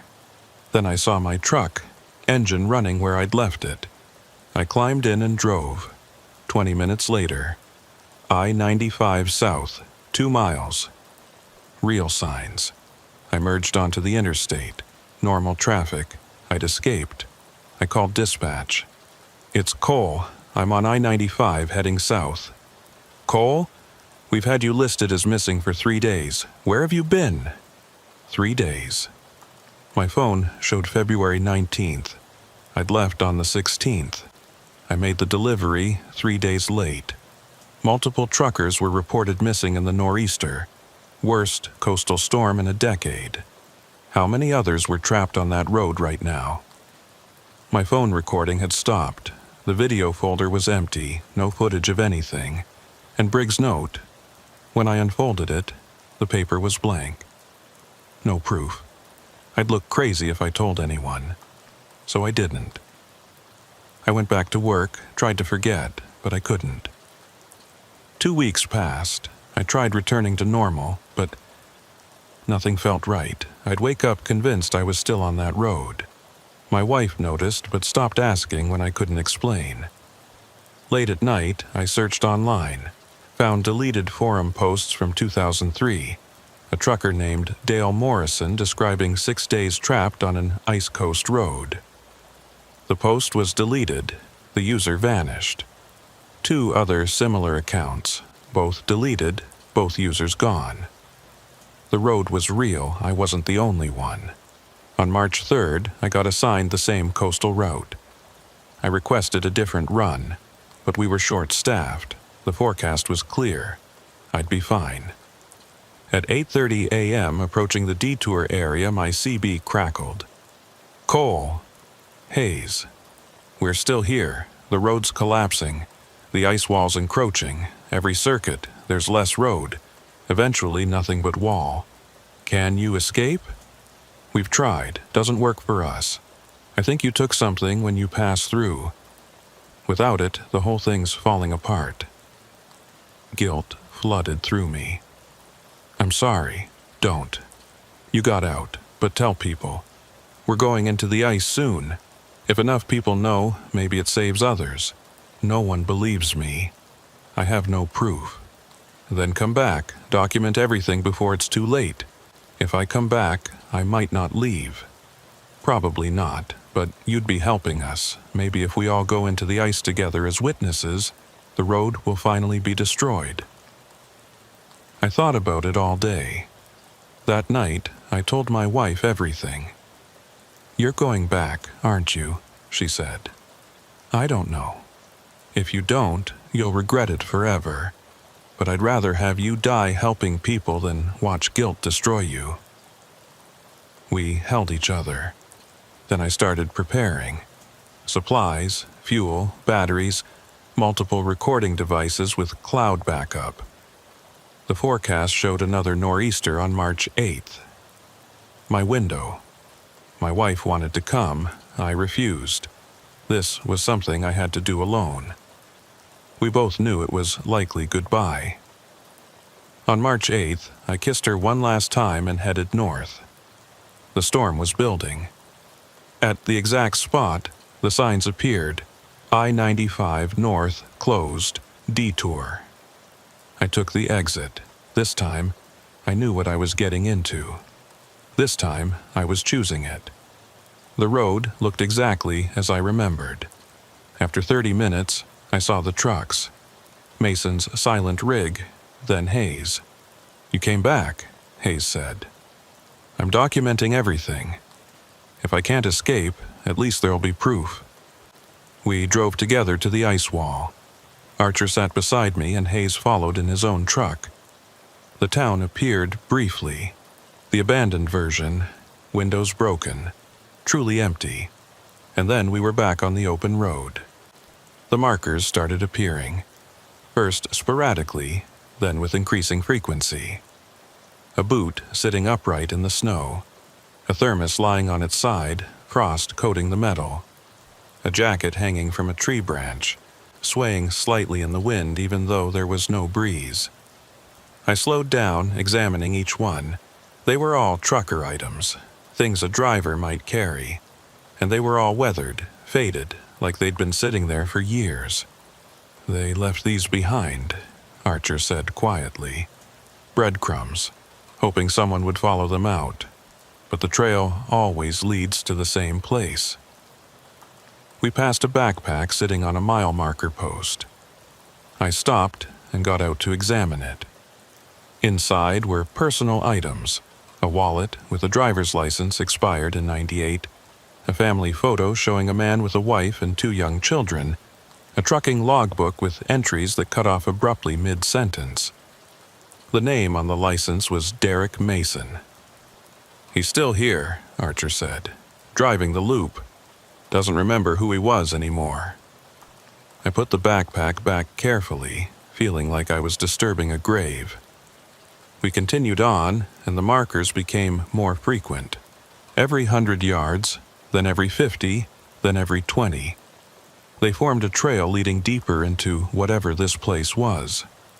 Then I saw it. The ice wall stretching across the road, completely blocking the way forward. It was massive, maybe 20 feet high, the surface rough and irregular.